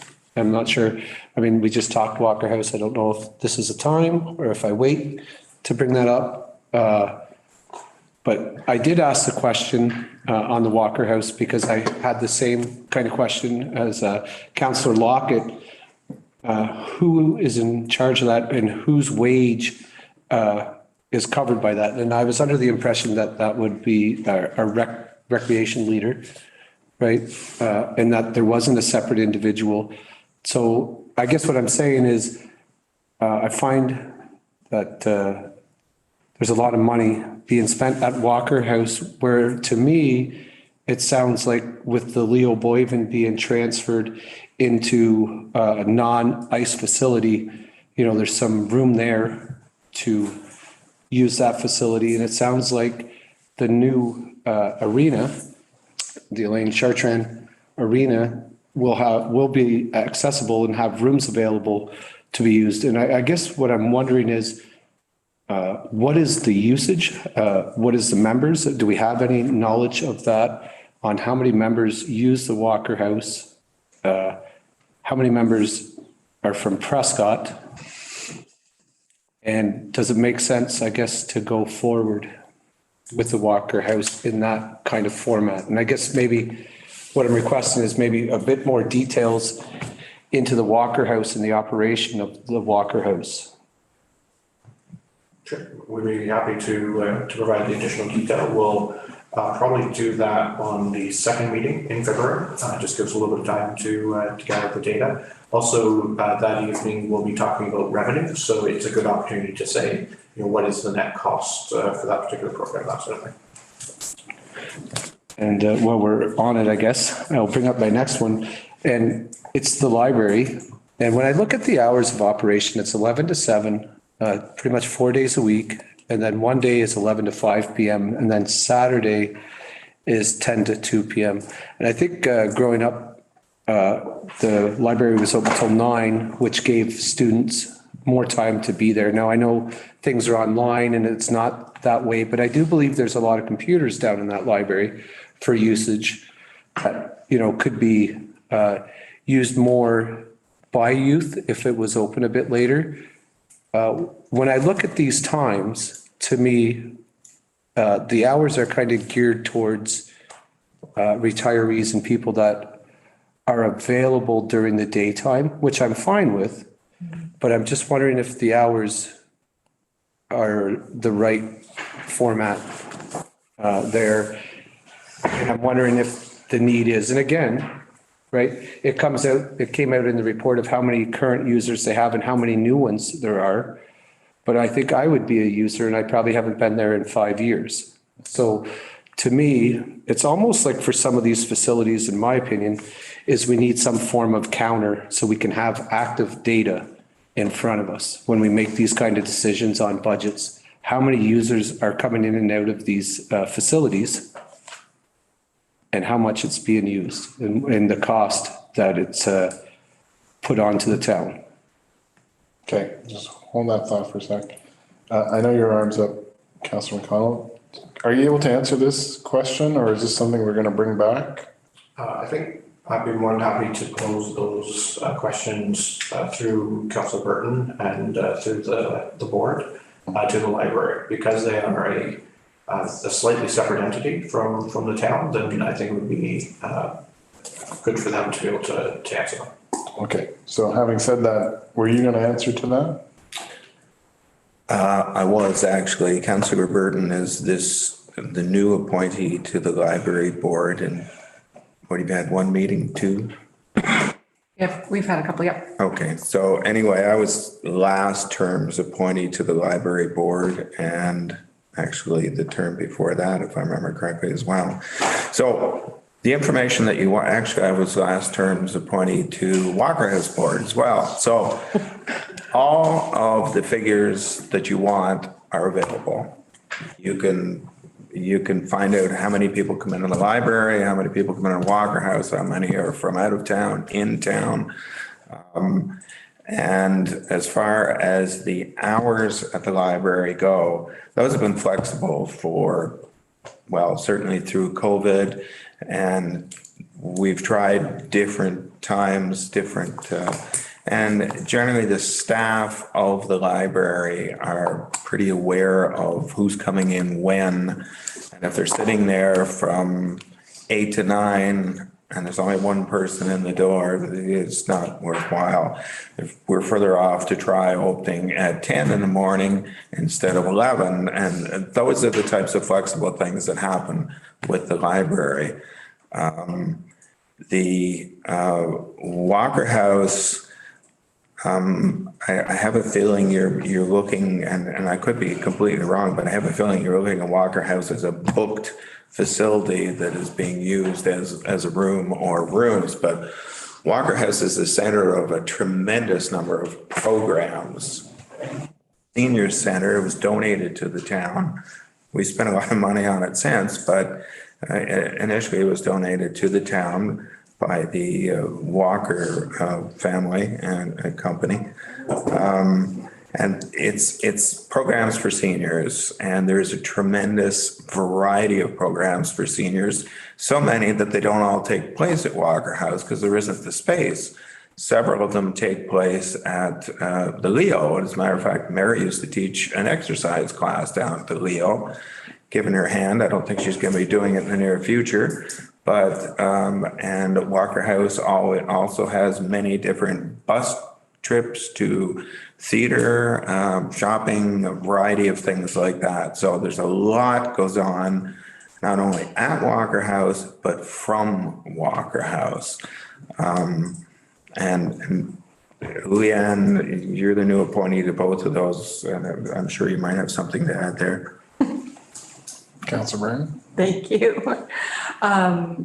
So Walker House is a variety of activities and stuff. And once a month they have a luncheon for the seniors, and they all come in and gather, and, you know, you want to learn how to knit, you want to learn how to play euchre, bridge, there's to the day trips. Paint, yeah. You know, and they're doing a new program, Seniors Without Walls. And so they're doing, checking in on people constantly and seeing how they're doing. The library, we're getting new members all the time. We started it with Friday mornings for our little ones. Somebody comes in and reads a book. I know Mayor Shankar is scheduled to come in with his big red onesie PJs and reading to the kids. What date is that? Yeah. Better get the journal back. So we started with 5 children. There's over 20 now. It's expanded so much. We're upgrading the computer systems there. We're starting a Lego club, and there's a puzzle lending library as well.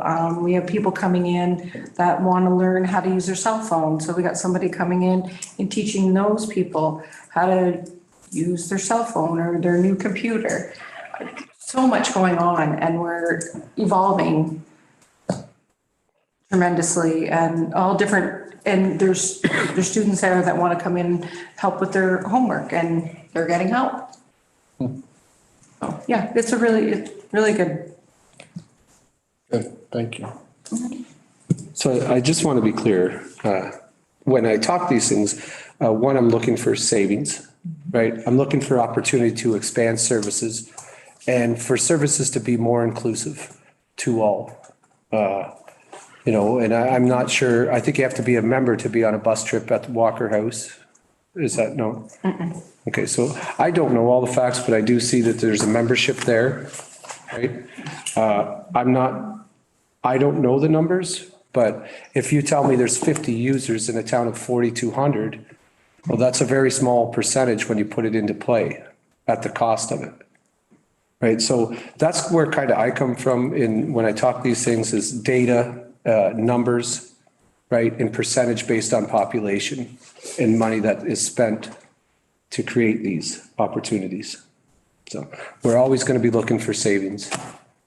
And to me, there's some to be had in different areas. Thank you, Councillor Kirkby. Councillor I Roth? just wanted to also expand on that a little bit, because when I brought up the data on the Walker House, the membership is $15 for a year. Like, would that even cover the crafts and the whatever else goes on there, like the bingo, everything? Like, is that enough to sustain something that is busy? And the luncheon, is there an extra charge for that? Like, I'm along the same lines as Justin. I'm not trying to say we don't need things. I'm just trying to say we can't be running all kinds of things at loss. Right. That's an interesting discussion that can apply to many different areas in a town. Unfortunately, we're like a rural center, and, you know, we do provide a lot of these facilities that are used by our neighbors. Yeah, so it is worthwhile discussion, and I think we'll probably delve into it along the budget lines, but there's a few things we do that cost more. I remember when I first started here, the marina was running at a loss, a tremendous loss. And, you know, the question was, most of the people that had boats in the marina weren't from town. So why are we facilitating paying for them? So again, that can be applied to a lot of different things in town, and we just kind of figure out. But I think now it's making money because of some of the decisions you've made along the line. Right. And I think that's all I'm getting at is, you know, maybe we need to make some hard decisions. Yep. Not that we should not have it, but that we should rethink how we have it. Change the business plan. Matthew, did you have your hand up? So in particular, when we get to recreation, almost every single line in there is going to run at a loss, and most of them are substantial loss. So the pool, for instance, you know, we're subsidizing that by $60,000. The new rec complex is going to be a substantial number. So very few things actually break even or produce a profit. Just wanted to kind of provide that as a context. Thank you. Anyone else? We were told, I remember in my first term by one of Nathan's predecessors, that a rink in Canada, the average rink loses $200,000 a year. Not a huge rink, but a normal sized rink like a Leo that we have. And the older the rink, the more money you lose but it is a service, and I don't think personally, despite the fact that I really don't use the arena anymore, I did when I was younger, that a community the size of ours in Canada can call itself a community without an arena. But yeah, as Matthew said, most of the recreation stuff is money losing, but we are in the job here of providing for our citizens, and we provide streets, we provide sidewalks, we provide lights, and other things that we provide are things to do, parks, walkways, concerts. It's part of being a government. Everything doesn't break even, everything doesn't make money. Lose as little as possible, but we certainly do distinguish between Prescott residents and non-Prescott residents. If you're a Prescott resident and a non-Prescott resident, you pay two different fees at Walker House. The library, I believe, is free if you're from Prescott, and you pay $15 or something like that if you're from out of town. But again, that's up to the discretion of the library board. And that's operated under a different municipal act or act than the municipal act, which is what we operate under. Councillor Campbell, did you have your hand up? I was just gonna make a point that like, the other thing too is like there's, you spend $3 million a year on the operations and transportation group. They really don't see, we don't really see money coming back from that, like it's a service that needs to be offered to our community, but you don't toll road and you don't toll sidewalks and, those things aren't, it's not a pay per use where recreation, some things can be a pay per use and I think the track of thinking that making it as optimal as possible is always a great thing. And there probably could be some things change, but it's just one of those things that you offer the service. And the other things that there's a lot of sports out there that aren't subsidized at all by municipalities, like gymnastics or cheer in Kingston. Like I was there and it was all private. It was a private person running it, like had a full-time job running it in their spare time. And it was all private money that came into it. So there's a lot of things are never ever subsidized by municipalities. So it's great that some of these things can be subsidized. And ranks it's a great thing to offer for the community, and it develops children like there's no tomorrow. But you get to put a bit of money into it. So Absolutely. Sorry, Councillor.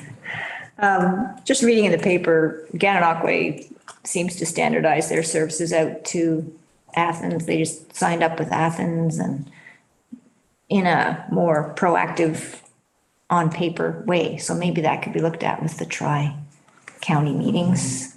Prescott has lots of stuff to offer, and if you want to come in and use it, then this is how it's going to happen. There has been ideas floated around when we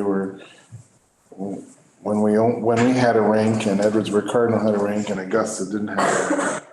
So, and I know in Smith Falls, they had a user fee, but it's all something we've discussed. We do have an agreement with Augusta where Augusta will help subsidize some of our operational costs on the rink as they do with Edwardsburg Cardinal right now, as we do with Edwardsburg Cardinal right now.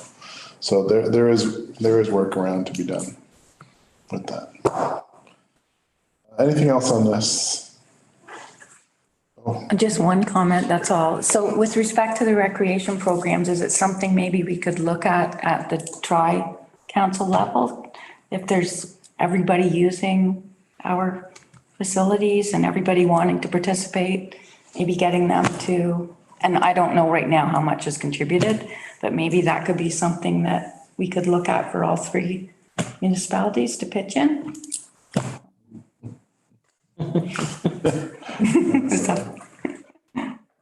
We'll look into it. How's that? Maybe they're watching and they already know what we're gonna ask. All right. So I'm just gonna go through this last screen if I can, very quickly. Sure. So in total for parks and recreation expenses, moving from about 1.8 million to 1.9. In there's some additional revenue from the marina, as well as the library is doing a project to replace their computers this year. So they're pulling some money out of their reserves to be able to support that. So well, it looks like 110,000. Actually, the number is a little bit lower than the overall. We also put in there, if we were to run the museum 5 days a week during the summer and 3 days a week through the rest of the year, exactly what that would look like, as well as just what you're seeing each of those projects. One point I want to make is the marina does break even, and then it supports just shy of $80,000 into replacing docks. And then the $300,000 that's in the community center is currently being used to offset some of the expenses that we have for the new arena. as well as when we're all done our fundraising, as well as all the expenses for that site, it will be used to support the debt payment, whatever's left over at that time. So we made that conscious decision back several years ago to start putting money away to be able to support that new project. And then whatever's left over will be supported through debt in that amount without having to add any new taxation to the residents. So from summary to date standpoint, we're nearing about 3/4 way. So looking at about $189,000 increase or 2.1% on our total expenses. Our total, the amount that we charge or we generate from property taxes is about half that. So it's around 5.3 million that we generate. So 2% on 9.2 million is a slightly larger number on the property tax increase. So as we kind of finish up the budget on the expense side, we'll do that on February 6th. And then we'll get to the revenue side on February 21st, so that we have an understanding of if there is a gap and how we can perhaps bridge that. So that's kind of where we are right now. Certainly not any huge numbers that we have to be concerned about, but we still don't know what the health unit increase is going to be. Joint services will be certainly higher than 5%. As well as St. Lawrence Lodge. So those are 3 unknowns that we currently have, and we still have to wait for this meeting. Our next budget meeting on February 6th will cover environmental, which is basically waste, as well as storm water, planning, development, and tourism, and then water and wastewater. And at that point, we'll be done the expense side. And then we'll also cover the new recreation complex and the effect on the 2023 budget and going forward. I think that's it for the budget presentation. We're happy to answer any questions there might be, or we can move on. I think we're all questioned out. We can move on. Is that the next report? Next report is community grants. Yeah.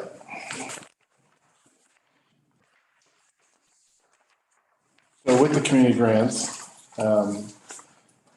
there is a motion, but we're looking to get 3 members on that committee. Is anyone interested in being on that committee? Good. Councillor Kirkby, Councillor Campbell. Would you like to be on it, or is that? Well, no, I was just going to say it'd be a good suggestion, in my opinion, to have 2 of the new members of council and 1 of the previous members, who would be either yourself or myself. That way it could be related. You forgot me. I didn't think you were on it last term. I've been on it several different times. Well, I know you've been on it several times. I just didn't think you were on it last time. I thought it was Ray for some reason. Yeah, okay. That'd be my suggestion. I'm good with that. So we have Councillor Kirkby, Councillor Campbell, and yourself, or Councillor. And you guys can arm wrestle. I don't know. I'm wrestle with a grandmother. She's got grandma strength. She's gonna lift the babies all day. Yeah. No, I don't mind doing it, or I certainly have no problem with Leanne doing it if she preferred. That's fine with me. Mm-hmm. Now you've got the motion. Thank you very much. So the motion reads that council appoints the following 3 members to the 2023 Community Grant Application Review Working Group to review the applications. Councillor Campbell, Councillor Kirkby, and Councillor McConnell. Can I get a mover on that? Councillor Lockwood, and seconded by Councillor Young. Any discussion? Would you like CAO Armstrong to read the report, go over the report? Yes, let's read the report and then we can vote. Thank you. So I think we touched on this a little bit earlier, but Each year, we put out 2 intakes for community grants. We have a total of 58,000 that's in the budget, and the draft that I just showed you includes that 58,000. And so our intention would be we would issue the applications for intake number 1 tomorrow. They would come back in a couple of weeks, and then we would sit down with the working group and be able to bring it forward on February 21st for consideration by council.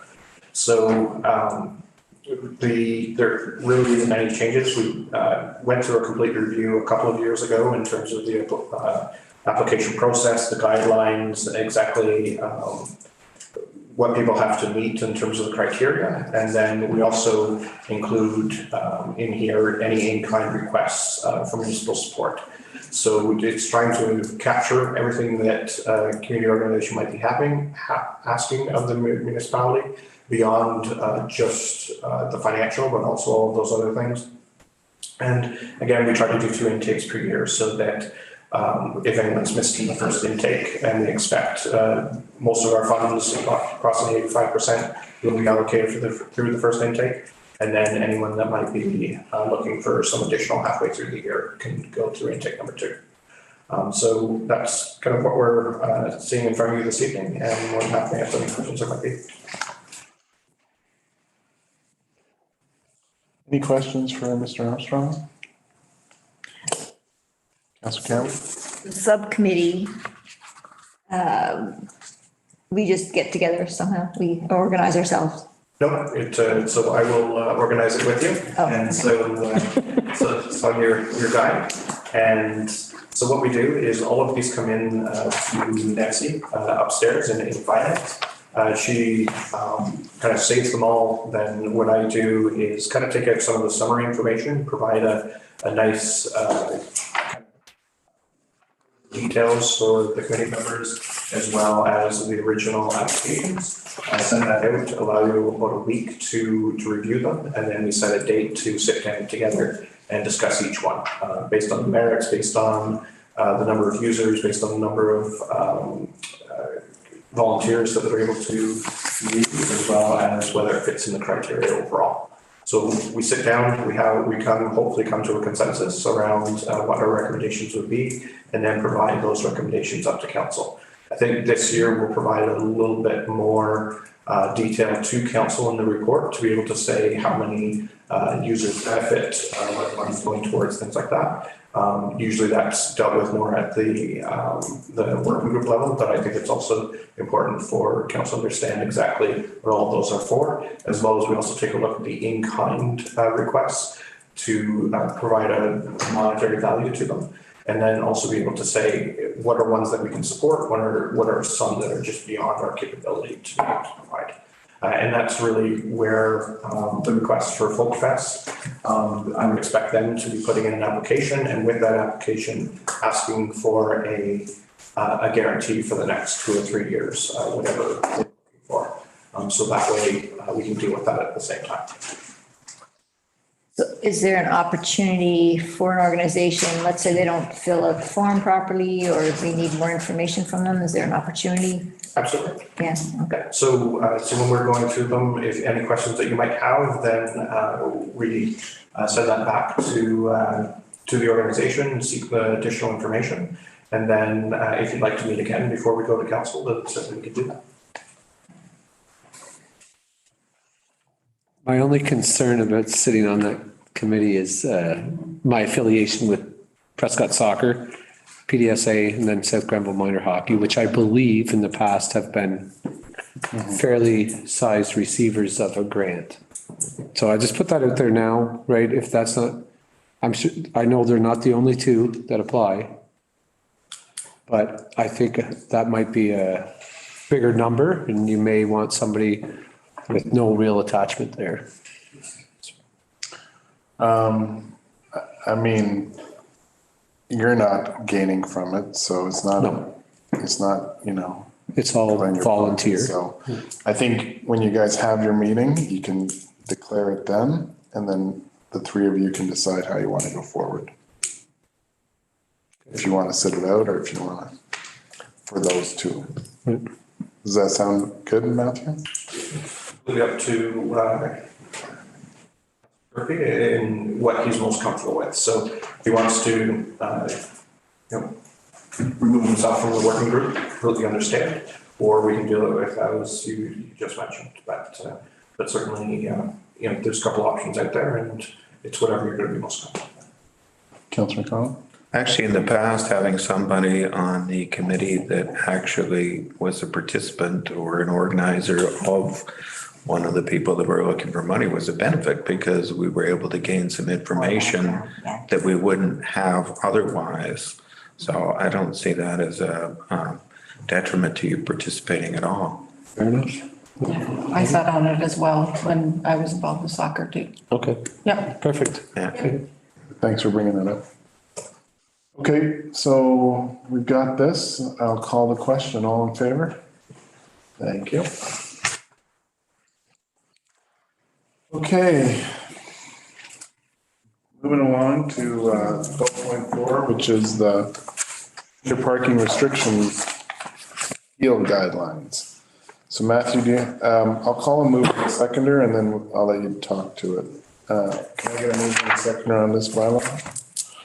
Councillor Kirkby, Councillor Burton, and Matthew for.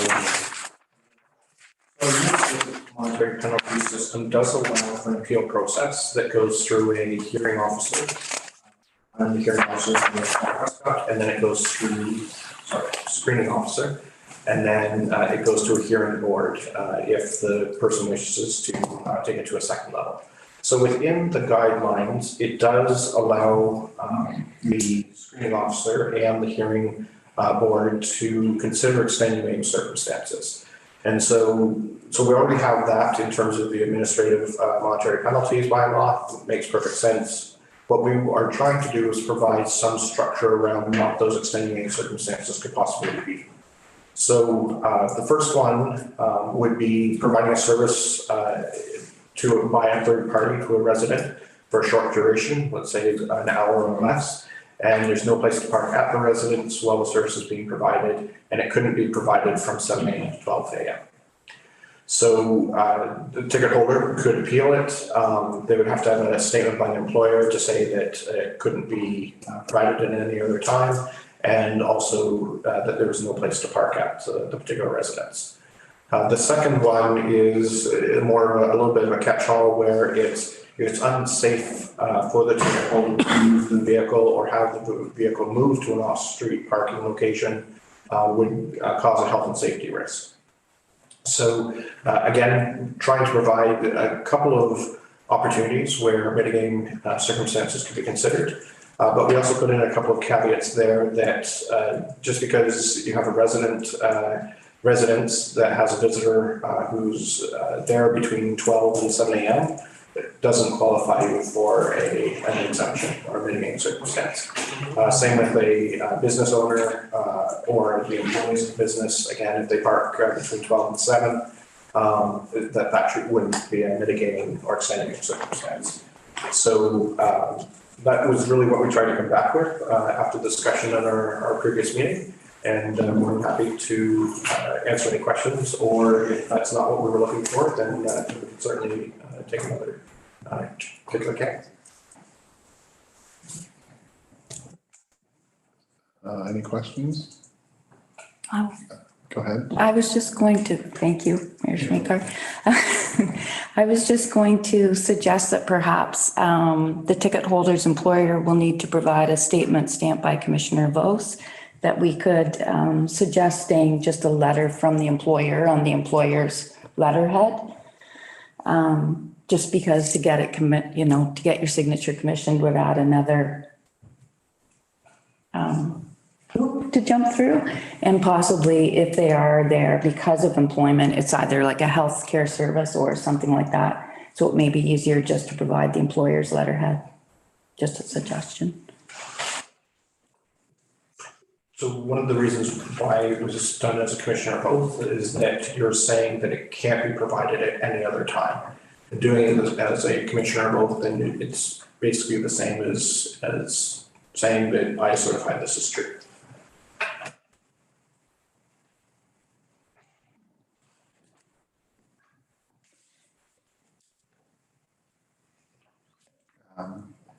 And the commissioner both, sorry, is, Lindsay, are you a commissioner? And Caitlin's a commissioner. So they're not hard to come by. I don't think they, do you charge? Through you, it is a $10 fee, but we do have the ability to waive.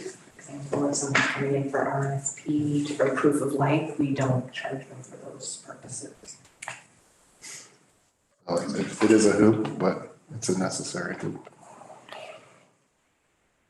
Mr. Campbell? How much is an overnight parking ticket? $35 if you pay it on time, or within 7 days, that's 45 if it's after 7 days. My feeling is that we have a bylaw and this is getting, I don't know, we've got a couple of examples here. There's probably going to be more examples. And I think if a person gets a ticket, then maybe their employer can pay it, or I think my feeling is I want to abort mission here and just go with our bylaw. Okay. Councilor Kirkby? Sorry, I was just going back to the commissioning of oath. So are we asking the individual to get a letter or an email from their employer to Caitlin? Is that what we're saying here? I'm sorry, I'm kind of lost on that. Basically, they would have to certify in front of one of our commissioner roles, including myself, that what they're saying is true and correct.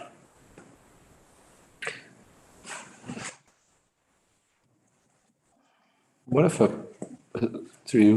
what if a employer, so I'm a healthcare technician, I'm going to the house, and I know that I'm gonna be there at 5 AM or 4 AM. Is there a way that they could reach out to the town to mitigate all this work to say, this is the time I need to be there based on this patient's schedule?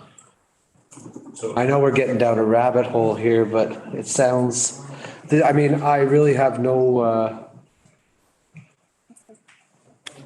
feelings towards the unsafe because you can always plan ahead. But with so many seniors in our community, I'm sure there's a lot that are receiving care that the times can vary with the shortage of staff currently. So I think if we go back to what was the purpose of that particular part of the bylaw, and it was to get people off the street between 12 and 7 AM.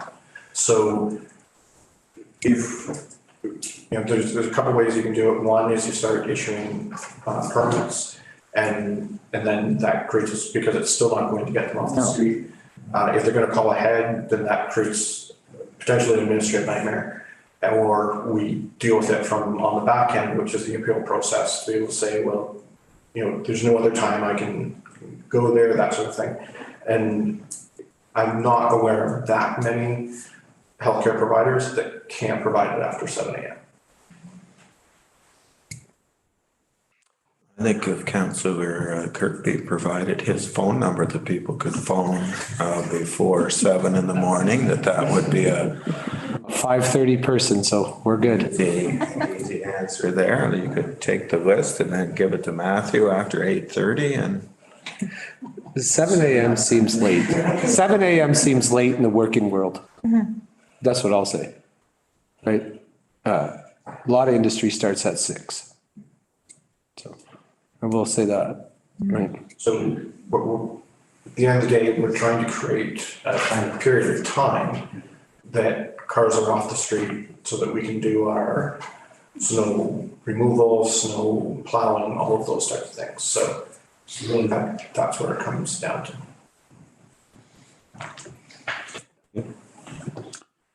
we have a figure, if I may, we have a figure here somewhere in this budget of how much it costs per night for snow removal. When we have trucks come in and it's what, 6 to 10,000, depending on when we're doing it. 8 to 10. Yeah, so quite obviously, we don't want a car sitting there in the road. And a lot of the times, the way they do it now is they plow it from the sides into the middle and then below it right into a truck. Well, if you've got a car sitting in the road, that just screws the whole thing. But if we tow it and Matthew has the option of canceling the ticket, I think we can rely on his good discretion. I think that was the purpose of this whole change to the bylaw was there's gonna be numerous extenuating circumstances. We can't list them all. Because once you start making a list, then someone will say, well, it's not, it's not on that list. So I'm gonna do this. So I think we put it in, we approved this, we put it in his hands to figure it out. What's fair for everybody. Because like you said, if there's a car parked there, not only can't they remove the snow, but they can't plow the snow properly. A good 8 or 10 feet in front of that car and 8 or 10 feet behind that car. They gotta go around it. And then the neighbors are mad. And then we get more calls. I was just about to say, if people are unhappy, we'll be the first to hear about Oh, it. yeah. What's your number again? Dave Kirkby. Again, I was just trying to offer some discretion to Matthew, but it sounds like, it's a bigger headache to go that route, Yeah. Yeah. right? And so, And I don't think parking bylaws are new. Went to parking bylaws. no, they're not, but Every municipality. the in-house service is a lot more there than it ever was. Any further discussion? So I'm gonna call the question and we'll see where it goes. All those in favor? Of, Sorry, I'm not sure what Sorry. we're voting on now. I'll read the motion again. Okay. The motion is the council directs staff. Was that the motion? To bring forward the parking bylaw with the amendments as outlined in staff report 07-2023. So the amendments that he's made here, we're accepting those. Essentially gives him the discretion to cancel the ticket if he feels that it is worthwhile. but if we- only to these. Is that correct? Sorry. These amendments, yes. If we just went with the current bylaw, not listing any of this, Then you'd vote against this. So I'll call the question again then. All those in favor? 1, 2, 3, 4, 5. Abstained or against? And would you like me to record it? Sure.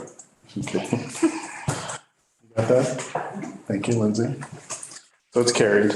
I'd just like to point out that when I was in business in Brockville, I got 3 parking tickets. The biggest one was for $50. And with an explanation, all 3 of them were canceled. So it's good that somebody has a little common sense. I was parked and it probably looked to the guy that gave me the ticket that it was illegal, but it wasn't. It was all an interpretation. And so I think Matthew has a reasonably good head on his shoulders. He seems to sit fairly squarely, so I think we can rely on him to use this good If he judgment. doesn't do it well, we can just give it to Council Kirkby. Yeah, exactly, yeah.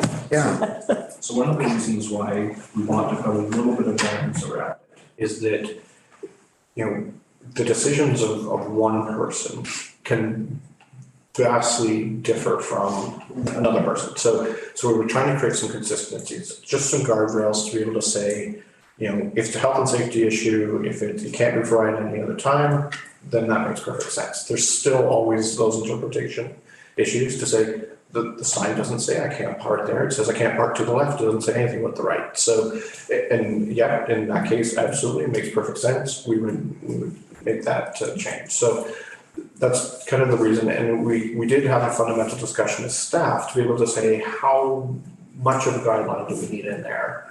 And it comes down to, it might be completely somebody different that takes either very conservative view of creating exemptions or one that everybody that shows up gets an exemption. So that's why we're trying to put some guardrails in there.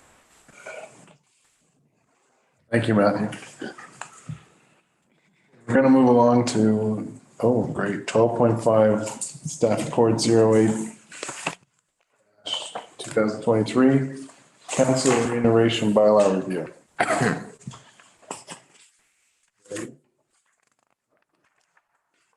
Just with time to also. So this one is, Oh, Lindsay, oh, you. Thank you through the chair. Following the operational budget presentation on January 3rd, I discussed alternative remuneration amounts. Attached to the report is the current bylaw 46/2026, along with the draft bylaw. In bylaw 2016, sorry, I think I said 2026, 2016. That bylaw approved an annual increase in accordance with the consumer price index for 2023, which would be 6.4% from November to November. Based on the conversation that was held at the last meeting, council suggested potentially matching the union agreement increase in 2023, which is 2%. And as Matthew had stated at the last meeting, non-unionized staff increases mirror the union agreement as well.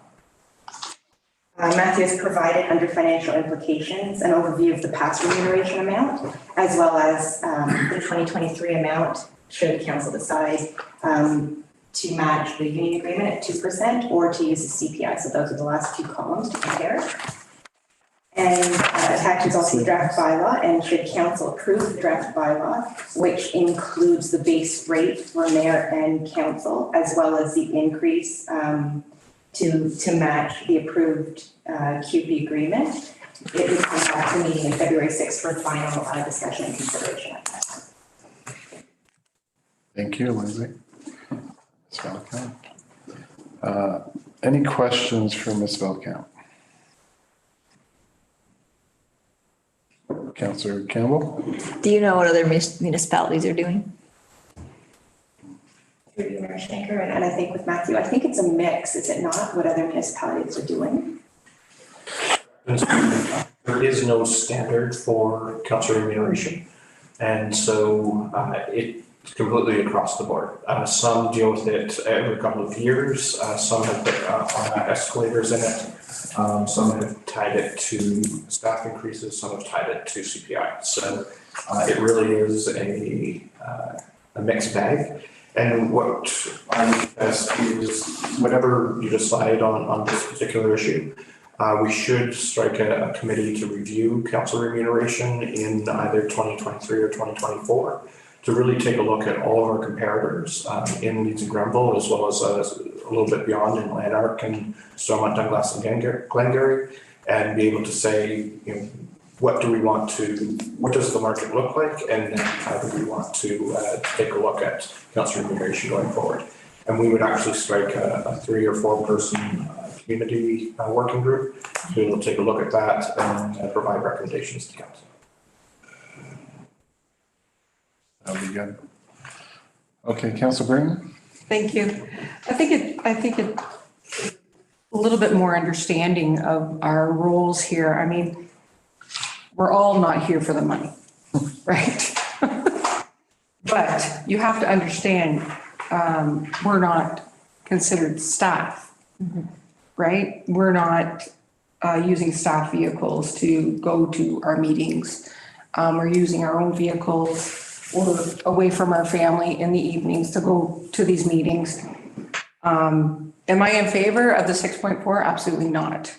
But I think that we need to consider all the things that are not said in the reports, right? You are using your vehicle and it's wear and tear in your vehicle and the gas prices and sure, you can put in an expense. I don't think I've ever put in an expense. I don't know about you, Councilor McConnell. Never. Exactly, never. You know, so those are the things that you as new councilors need to consider while looking at the monetary value. You know, I think we are valued. We're voted in here. But again, you don't want to lose you don't want to be spending money out of your pocket every time you have to go to a meeting, right? There's two ways to think about it, right? I just thought I'd throw that out there for the new counselors and stuff. Something to think about. Thank you, Councillor Burton. Councillor McConnell? Thank you, Mayor. Geez, I almost said Todd. Made it through. I almost made it through. Well, it's January. I'm getting there. There was a time, actually, when, Matthew, maybe you can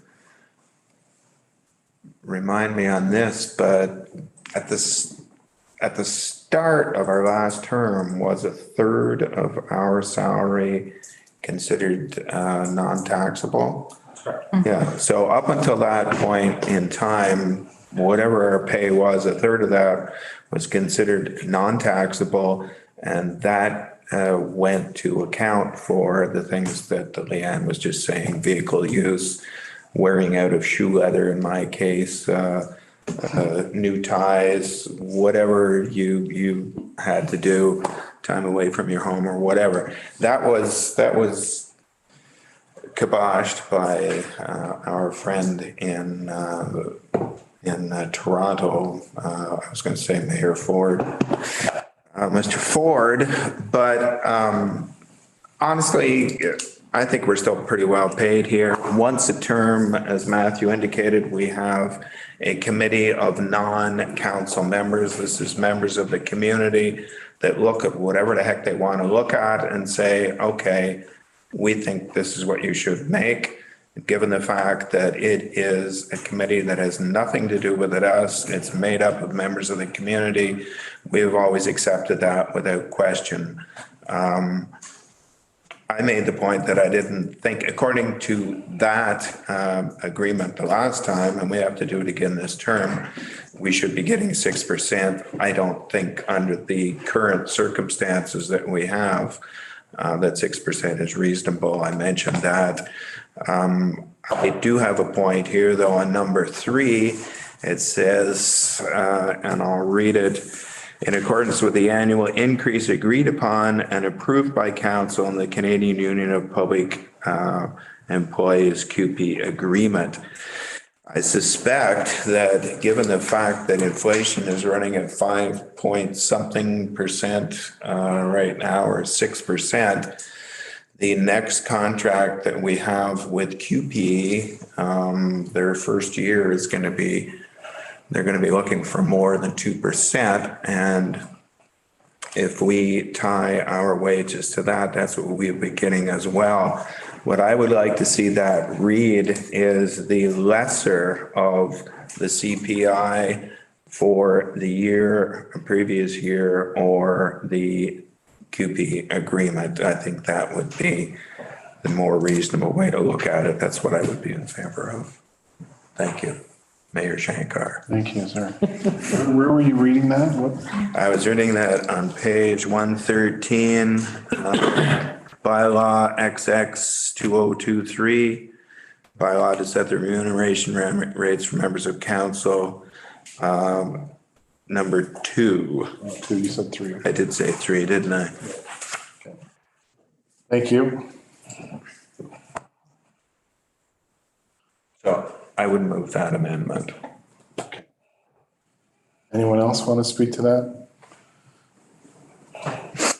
Right. I just have one more question.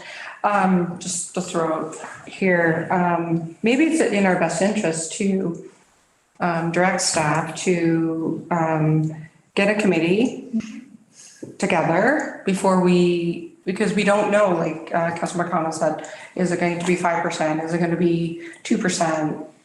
Right? We would be better informed to make this kind of decision on what the percentage is going to be. You know, maybe we can defer this for a later date until a committee is formed. Is that something that staff would be interested in doing, or? I think Matthew mentioned that we will get a committee together, but you know, later this year or into next year. Now, Councilor McConnell was mentioning that next year, if we go with the union rate, it might be more than the 2%. Well, I think the union has one more year in their contract, do they not? So that'd be 2024. That would be the negotiating year now for them. No. So next year we'll do 2.5%. In 2024, the ACP agreement doesn't come up for renewal until January 1st of 2025. Okay, so I'm expecting So we do have time. hit in 2025. I think if we, what we've done here is we've taken the lesser, right? We don't want to be 6.4% because the optics are terrible. But we're taking the lesser, so we can always take the lesser. By 2025, we should have that committee that can tell us what we can make, essentially, right? Okay. Anyone else? I don't know if I got a mover and a seconder for that, so the motion is council direct staff to bring a bylaw for council remuneration rates for members of council to the next meeting, February 6th, 2023, for final discussion and consideration. Were we making the motion with amendments or the way you read it? I moved an amendment, but given the fact that we're not expecting a big increase till 2025, and we will have, I'll withdraw that amendment. Thank you. So through you, Mayor Shankar, if Councillor McConnell still wishes that, that could be added to that section 2 and be brought, this is just a draft bylaw, and you will have the opportunity to discuss it in the next meeting, so I can include that last portion to accept the lesser between CPI and agreed QP amount if council wishes. That might help us from doing this again in 25. Well, I thought it was a good idea. Somebody else wants to second it, we can vote on the amendment, and if that passes, then we'll vote on the bylaw. Sorry. That's okay. It's not the amendment to the motion, it's just the draft bylaw, so if it's any suggestion, if any councillor wishes to make to the bylaw, I can include it. So Oh, not cool. in the motion. All right. Okay. All right, so we will add it. Is that the flavor of council? So we will add. Okay. So then, so just for doing this, then, like, I need a mover and a seconder. Thank you. I'm gonna take Councillor McConnell and Councillor Lockett. All in favor? Thank you, everyone. It's a tough discussion, but that's it. It's needed. Okay, good job, everyone. There's no resolutions tonight. There's no items under bylaws tonight. Are there any new business? No new business. No notices under notices of motion. No mayor's proclamation. No media. This is great. Minutes. I know, I'm trying to get it done before 9. There's no closed session tonight, so there's no rise and report. So we're come to 21, is a confirming bylaw. The motion is that bylaw 04-2023, being a bylaw to confirm the proceedings of the council meeting held on January 16th, be read and passed, signed by the mayor and clerk, and sealed by the seal of the corporation. Can I have a mover and a seconder, please?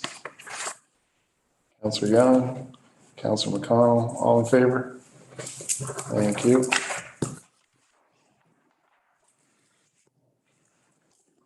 And last one is meeting be adjourned till Monday, February 6th. Time is 8:58.